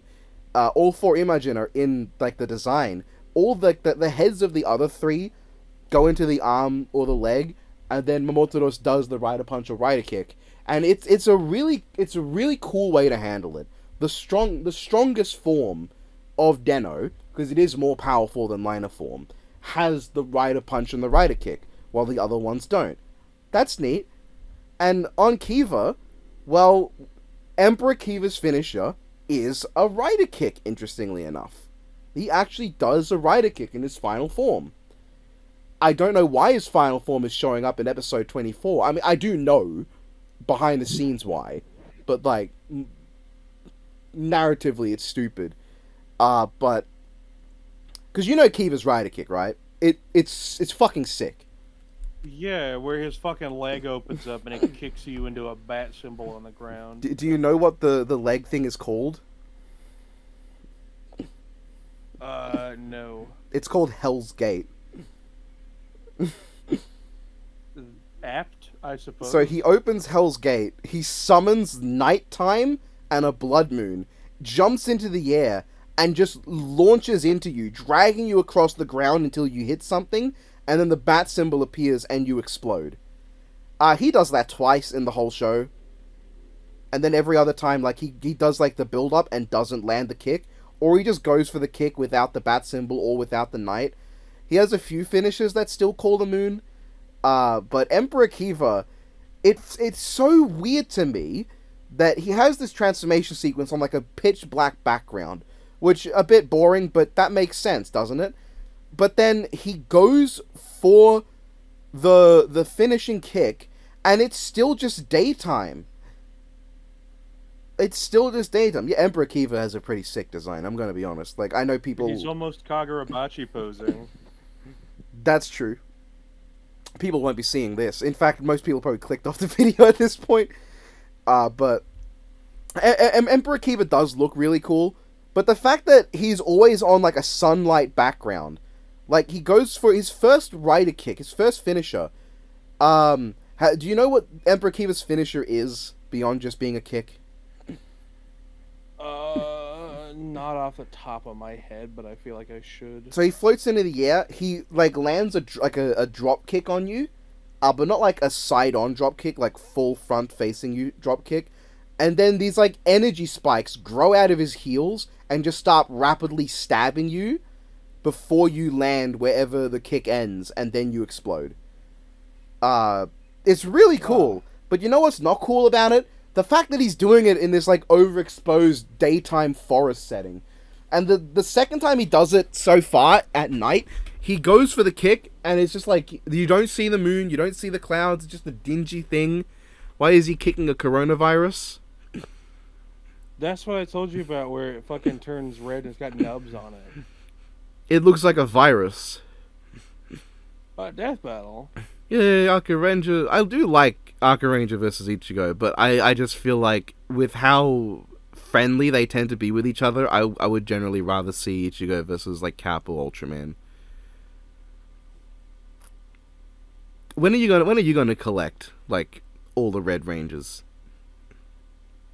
I only have this one. So I guess all the Red Rangers might not be the right word. I guess all the leaders, because not all of them are the red ones. Of course you have Gokai. Okay, so that's a complicated thing. Not every main ranger is red. Really, the only one that super breaks that tradition is Zenkaiser, who is white. Technically, there are leaders of teams who are not red, or rather red rangers who are not the leader. Notably in Deca Ranger, all of them are treated as equals. Deca Master would be the leader. In Kaku Ranger, Ninja White is the leader of the team. She's the most experienced of them. She's also, I think, to date, the only female leader of a Sentai team. That's great, because so far, Kamen Rider still doesn't have a main female rider. Big One is technically the leader of Jaka, even though he's introduced like halfway through. The goat. He is a white ranger. Banba. I love his actor. I fucking no bitch ass Sakichi Bamba. Okay, but his actor's cool. So I mean, I say that I don't want to little find odd out. to me. I don't want to find out that fucking Niauchi did something really stupid. But given the fact that he's still in the business, I imagine he hasn't, because once you do something stupid, you just get fucking exiled from the tokusatsu world. So I imagine he hasn't done anything dumb yet. He's not done a Super 1, he's not done a Gokai Silver. Hold on. I gotta test your knowledge real quick. Let me fucking, Okay. let me open this image. Let's go ranger by ranger. Who can you name? Okay. So I think on the right is Shinken Red.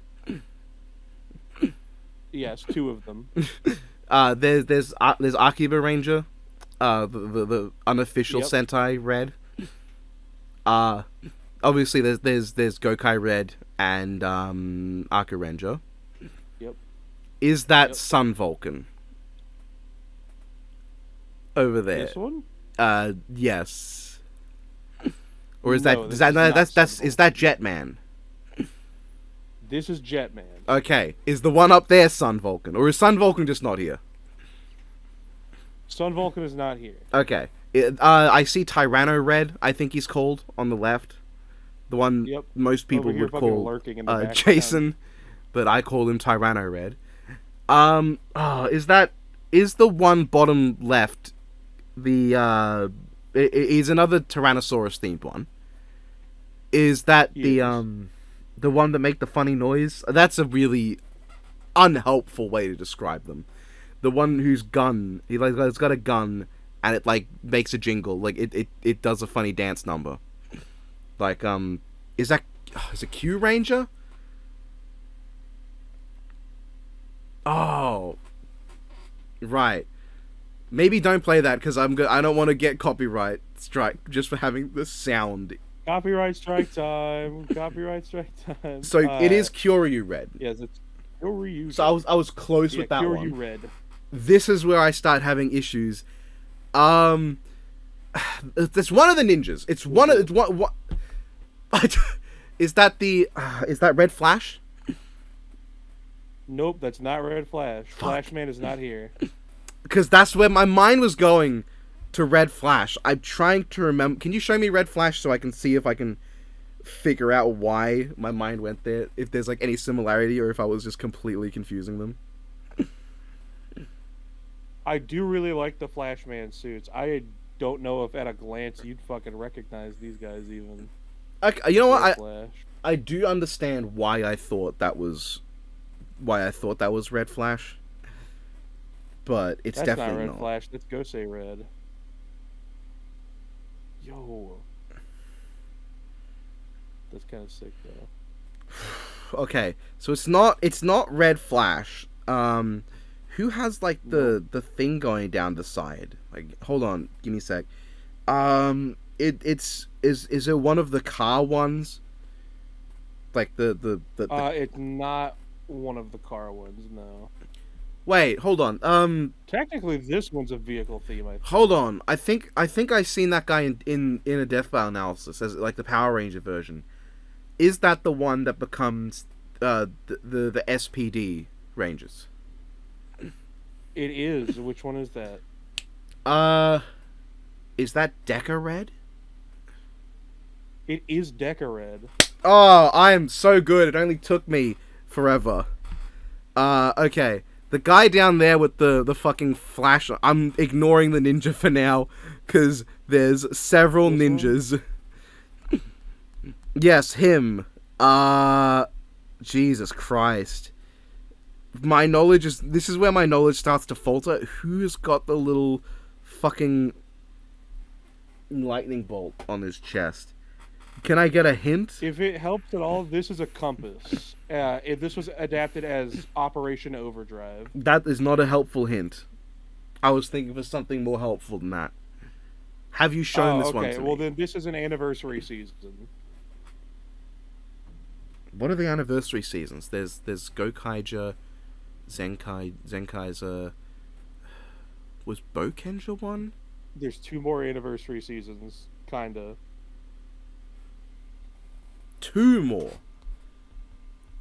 Well, okay, 3 more.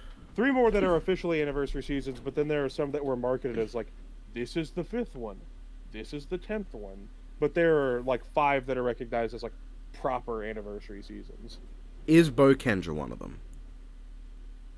Bokendra is one of them. Okay. What are the other ones? The other ones are the current season, which is Gojuger. Okay. And the last one is Turbo Ranger. Well, I'm fairly certain that's not. I'm fairly certain that's not. What's his name? The red turbo one. Is it just Turbo Red? Or red? No, it's Red Turbo. I don't think I see Red Turbo here. He's got like the big yellow, big white Y on his design. Fucking has he? Hold on. I think, or maybe I'm thinking of it. I could be thinking of a different one. Yeah, the big white Oh Y. yeah, he does. Okay. I don't think it's the new one, so it's gotta be Bokenja, because I know what Zenkaiser looks like. He would stand out a lot. And is Gokaiger's right there. Is it Boca Red? Is that what they call him? He's Boken Red. Do I get a point for that? Is that close enough? Yeah. So to properly name the ones that you've named, Shinken Red 2, or Princess Shinken Red, Akiba Red, Decker Red, Red Hawk, Tyranno Red, Boken Red, Kyoryu Red, Gokai Red, and Aka Ranger. Okay. So the animal guy. There's three left. These three. The animal guy. That, you've shown that to me before. That is... You've seen this one before. That is Mask Man?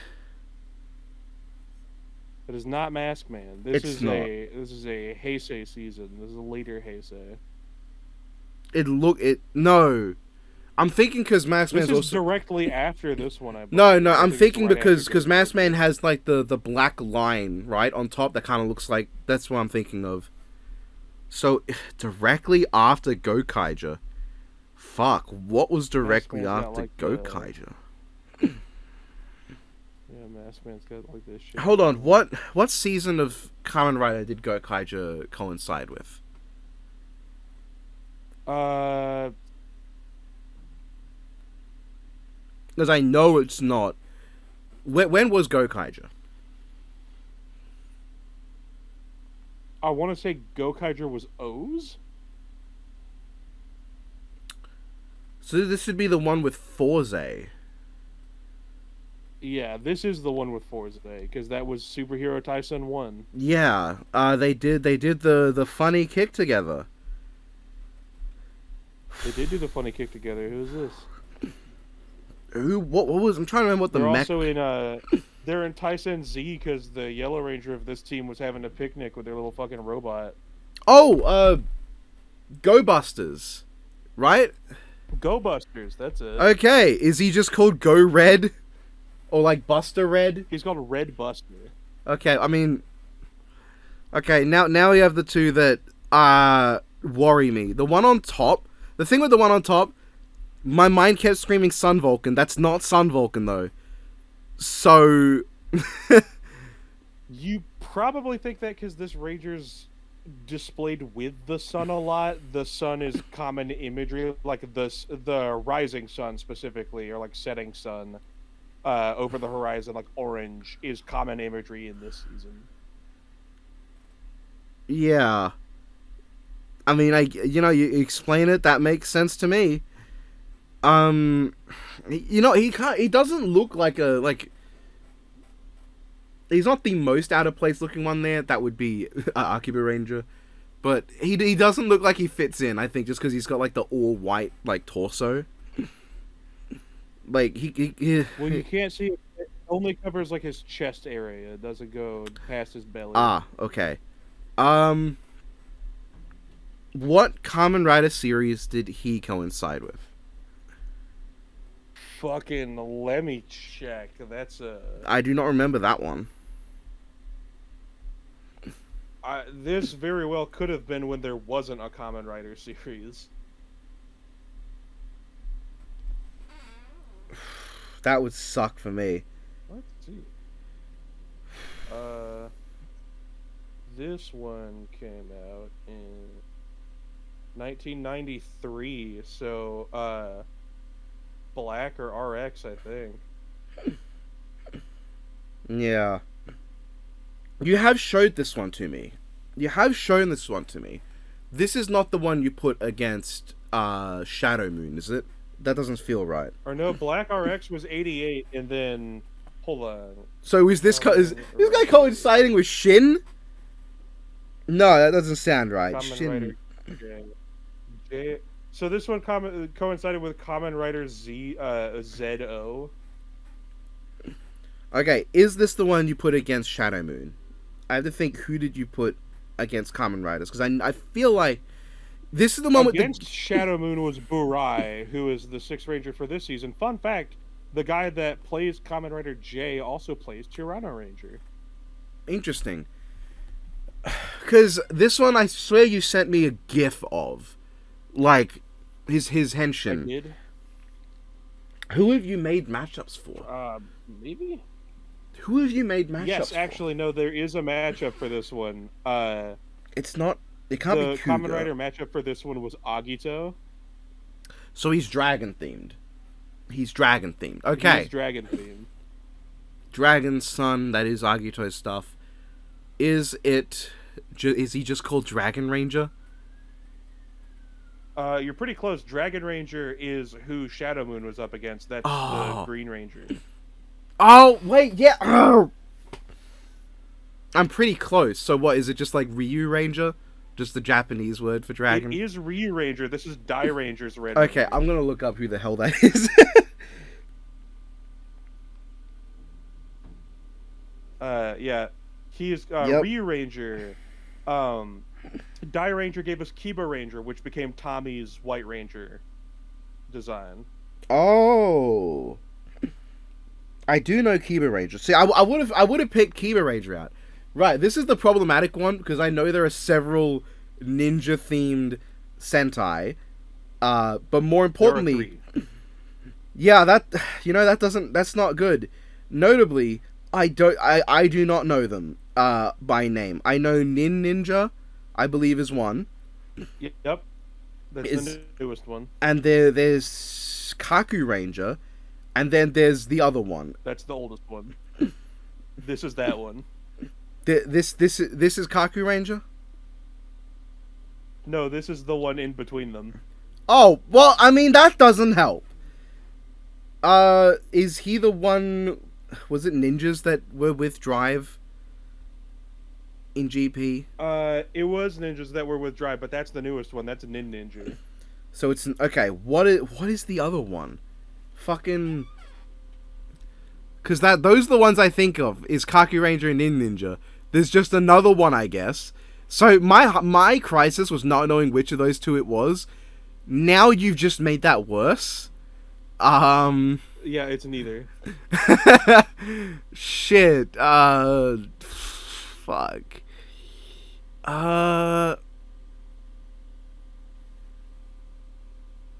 What can you tell me? I don't know, it'd be too helpful if you told me what the last one was. It's...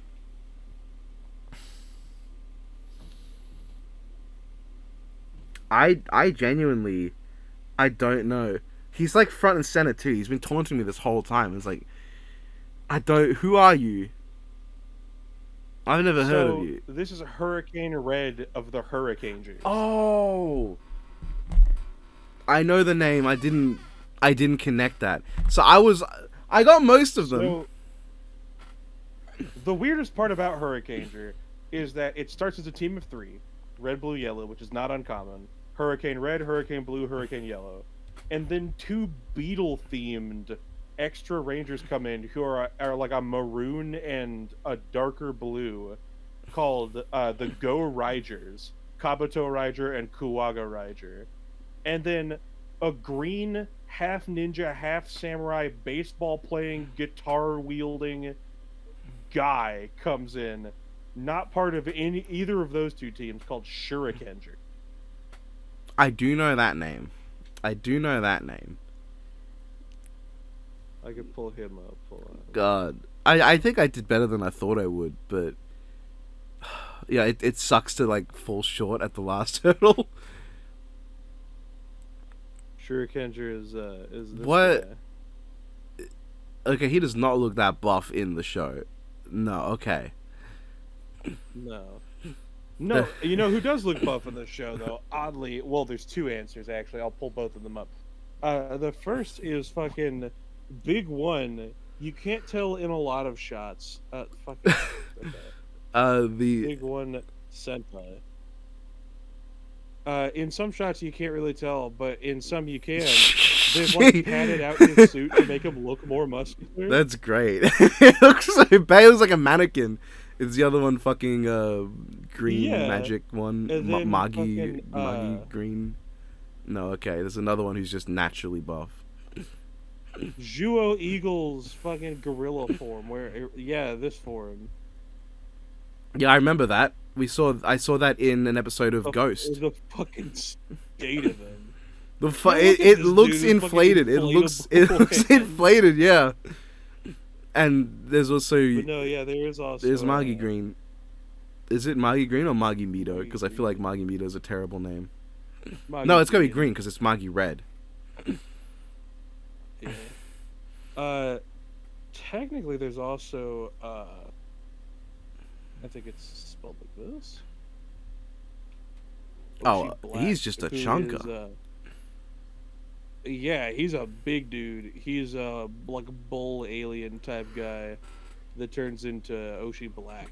I'm trying to think what that's something Q Ranger does a lot of, is like a different like actual body types for the Rangers, Yeah, because they've got this isn't even all of them. There are 12 of them. I do like the Q Ranger lineup. I remember we were watching something and I brought up that I really do like the lineup they have.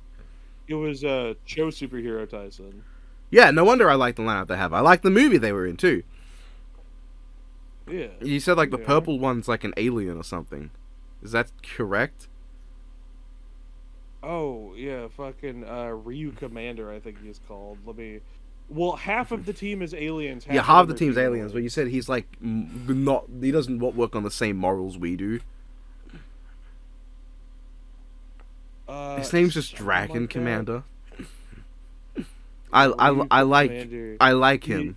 His actual form looks like this. He's like an old dragon man. That's peak. If you remember in Superhero Senki, when they're like samurai and they find that old fucking dragon dude that's just hanging out in the village. That's him? That's him. Huh. Awesome. It's going to be interesting going back to rewatch those once like we've actually seen all the series building up to them. Like once you watch... Actually, I want to pick your brain. Gojuger's Sixth Ranger just released. There's gonna be a promo in a couple seconds. I guess for people, it doesn't really matter because you're not gonna be seeing anything. I will show you, hopefully the image that I was trying to pick. That will be on screen because this is just like pointless fluff at this point. This is just us goofing off, I guess. I don't fucking get out of here. Goju. No, not Polar. Are you a robot, Don? Make sure you select all the images with tractors. This one. Goju Polar. Check this guy out. What? Okay, all 2 pixels of him. It looks cool. I don't know why he's got a whole vehicle on his like arm. I think that's his morpher. It's a toy. I mean, it literally is a toy. I like it. Okay, no. Do you want to know the stupidest thing about the fucking Gojuger changer is? They just like hold on. Whole. It looks like it'd be a sentient creature. Like this is a Keyvat situation. That's how this one looks to me.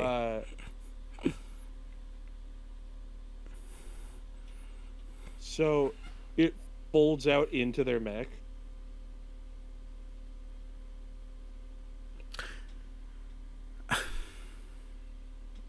It's a transformer.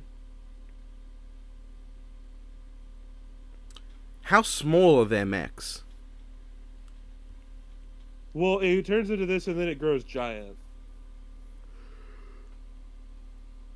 And then that's where you put the ring in that has the Sentai in it. Oh, of course, another ring-based one. They're gonna run out of... I was gonna say they're gonna run out of gimmicks at this point. They have run out of gimmicks at this point. They're going back to rings. Well, I don't know if Sentai's done that before, but... Goju Pull. $84? No! No! Oh, yeah. Anyway, when are you gonna get all the Sentais? You should buy them as you watch their shows, so you should get yourself an Aka Ranger. Ninja's Changer is also their sword. So they've got this... He's just not answering me. Thing on, he doesn't want the responsibility of having to keep up with me getting all the... It's a lot. This is Star Ninja's Changer. That's it's a hamburger and fucking a cell phone. dire, but I kind of love it. I'll be honest though, if I was Have you having a seen the burger, guy? which I was, what? The way he's holding like the fucking rim like it's a hat, as if that's not just part of his whole head right now. The fucking No, like poncho sort of look. it's That's a changer. oh, His whole thing of is course, the because American he's ninja. American, so it's a burger. That's Yeah. incredibly naff. I mean, I guess I can't say that the latest Kamen Rider that's actually had a show as Obama. the currently like the current Kamen Rider's Gav, so I guess I can't really comment on stupid food theming. But yeah, I'll see how I like Gav when I get there. Maybe this time with the next Rider, I'll actually keep my promise of keeping up with the episodes as they drop. Which with Gav, I just like gave up immediately. We Yeah, do look at these guys, hold on. know the new Kamen Rider, I believe. Yeah, Zets. Yeah, stupid name. I don't know if we've seen any These like are the other images. Hurricane guys. So, as you may know, one of my favorite animals is the stag beetle Yeah. and the rhinoceros beetle. And the rhinoceros. These guys beetle. also use lightning powers, which you may know, my favorite elemental power. This one's Oh, blue, shit. as you may know, my favorite color. So this is like the Do you first. want to take a guess? Hmm? Like, so this dude's weapon is just a big claw, like a big crab claw that he grapples you with that acts like pincers. He's me. This one's just me. Yeah, I can see it. Is that the third fucking like Toei Tokusatsu guy who's a red stag beetle with lightning power? Stag beetle, rhinoceros beetle. Probably more than that. Yeah, how many rhino beetle characters have there been? It's like Well, there's also he's That's right, that's not red, is it? but I was like Yeah. specifically a red rhino beetle with lightning power.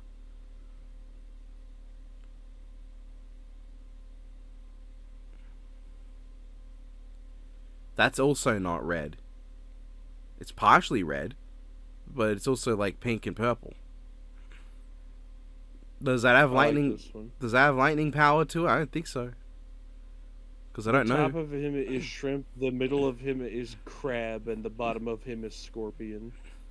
I like the fucking super height, like toes. Yeah. I am excited to get to O's, because I've got all I've got to look forward to is Decade, which no one likes, and then I've already seen Double, so I'm just gonna watch the 12-episode Futo PI, which I've been meaning to get to, and then I get to O's, and I am excited for O's. O's.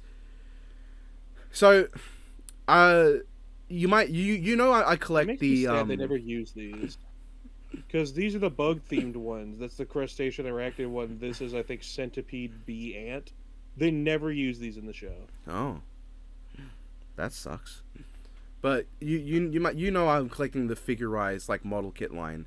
They've done one final form with Ultimate Cougar, and I was having this debate with my boy as to what the next final form they'll do would be, and I feel like it's gonna be Puto Tira. I feel like it has to be O's final form, right? Because you look at the other like really iconic shows, Deno's liner form, that's not super beloved. And I don't think, they could do Super Tajador, but they've already got Tajador like regular, so I think they want to do something. They want to do something different. And I don't think they're going to do Super Tato Bar either. I think they're going to go for Puto Tira. People are going to think that your audio cut out when you just type, you're just like putting shit on screen. It's going to be Puto Tira, I feel. Because you look at the other final forms, right? For the popular ones, liner form, I just don't think that's going to be a super popular pick. Ryuki Survive, I think would be a good shout. I think that's genuinely got a shot as well of being the next one. Blade is like heavily memed, but I don't think I see King Form Blade happening next. I definitely don't think it'll be complete decade, because who cares? I would love to see G get one, but I don't think they will. Hyper Kabuto, it's a cool design, but most people tend to agree that just Kabuto regular is better. We're not going to get Yongo. We haven't even got Ichigo Onigo regular, so we're not going to get Yongo. So I want to point out something. I don't know if you know Why this. is he got a mouth? He has fucking Sentai lips. He doesn't look like a Kamen Rider to me. He's got the eyes, but he's got a wingsuit. You wouldn't know because it folds out. He's got a wingsuit, and instead of a fucking motorcycle, he has a plane. He has like a fucking Red Baron ass plane. We'll watch that at some point, I'm sure. But oh no, I've watched it. I've seen it. But I could see Blaster Phi's happening next, just because it's a really easy recolor to do. So they could just do Blaster Phi's. Shining Agito is not happening for a bit. Armed Hibiki is not happening for a bit. Emperor Kiva is almost certainly coming last. Grand Geo, I just don't think is going to happen before Oma Geo. Complete Form 21 is not happening. No one likes complete. First of all, I think they'll do regular complete form first.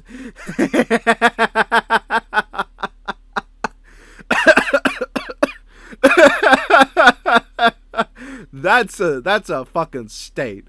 That is dire.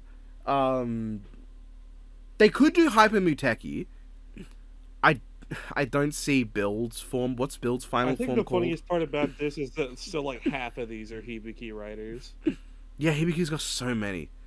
What's Build's final form called? You should know this. It depends, but the main one people go to is I Build don't Genius. see Genius coming next. I don't see Wizard Infinity either, to be honest. I don't see Cyclone Joker Extreme. I feel like that's one of the ones that's popular, but they're not going to want to put that foot forward. Genius, I just don't. The whole bit is that like instead of just down here, it mixes all of his full bottles. He's just given up on best match and just gone. Just put them all in. Fuck it. It's actually kind of just Kamen Rider Eternal, but as a good guy. I really don't see Mugen Damashi coming next. It's definitely one of the ones that's more visually appealing, but I don't think that's horrible. I hate that. That looks fucking dire. That looks like if you had like a smear frame of Rabbit Tank having a seizure, that's what it would look like. It's soda, so he shakes up the bottle, or it's a can. He shakes it up and cracks it, and it makes like a soda can cracking sound. No. That is the frame of animation when he gets hit with a lightning bolt. Like right before they show the X-ray, that's what you see. I guess is that better? Why is Kamen Rider Gao there? Why is Bill dressed up as Gao? Am I missing a Heisei Rider? Right, Drive Trideron, something like that. No, Drive is definitely not going to be the next one. No one talks about Drive. What is Gimes? Like, it's the fruit. Obviously, it's the god fruit. Like, starts with K, I think, something like that. Like Kiwami, something like that. It's Kiwami Arms. Yeah, Kiwami Arms. This one. I could see that coming just because I know Gime's relatively popular, I think, but also it's a very visually nice design. And of like the pure white final forms, I feel like that's going to come before Genius or Mugen Damashi. And who I feel like am I still missing one? Forze, like all states, something like that. 4 states, something like that. You know, if they started doing figurized standard Super Sentais, I probably would get them. Because I do like a lot of the main designs. That one, to be honest, it's not great, but compared to his counterpart with Complete Form Decade, this is a slam dunk in comparison. This is gorgeous.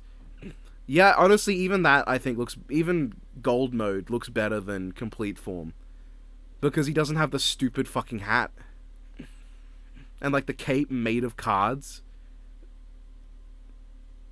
I do think Gold Form looks better. I don't think it blends with Gokai Red nearly as well, though. I think with Gokai Red, it doesn't quite look as good as it does in Gokai Silver. Alright, do you think that's where we should just wrap it up? I think we've had enough. We've had like an extra hour of just talking about Kamen Rider and Super Sentai. I think we could wrap it up there. Are you gonna ever say anything again, or have you just decided to be quiet for the rest of your life? So that was that. I hope you enjoyed. Hope you liked us just talking about some stuff that's not Tom versus Wile E at all. For an hour, but Tom Wile E was good. So wait for the review, and I'm going to be very positive in it, I'm sure. Say goodbye, Don. Bye. He says goodbye.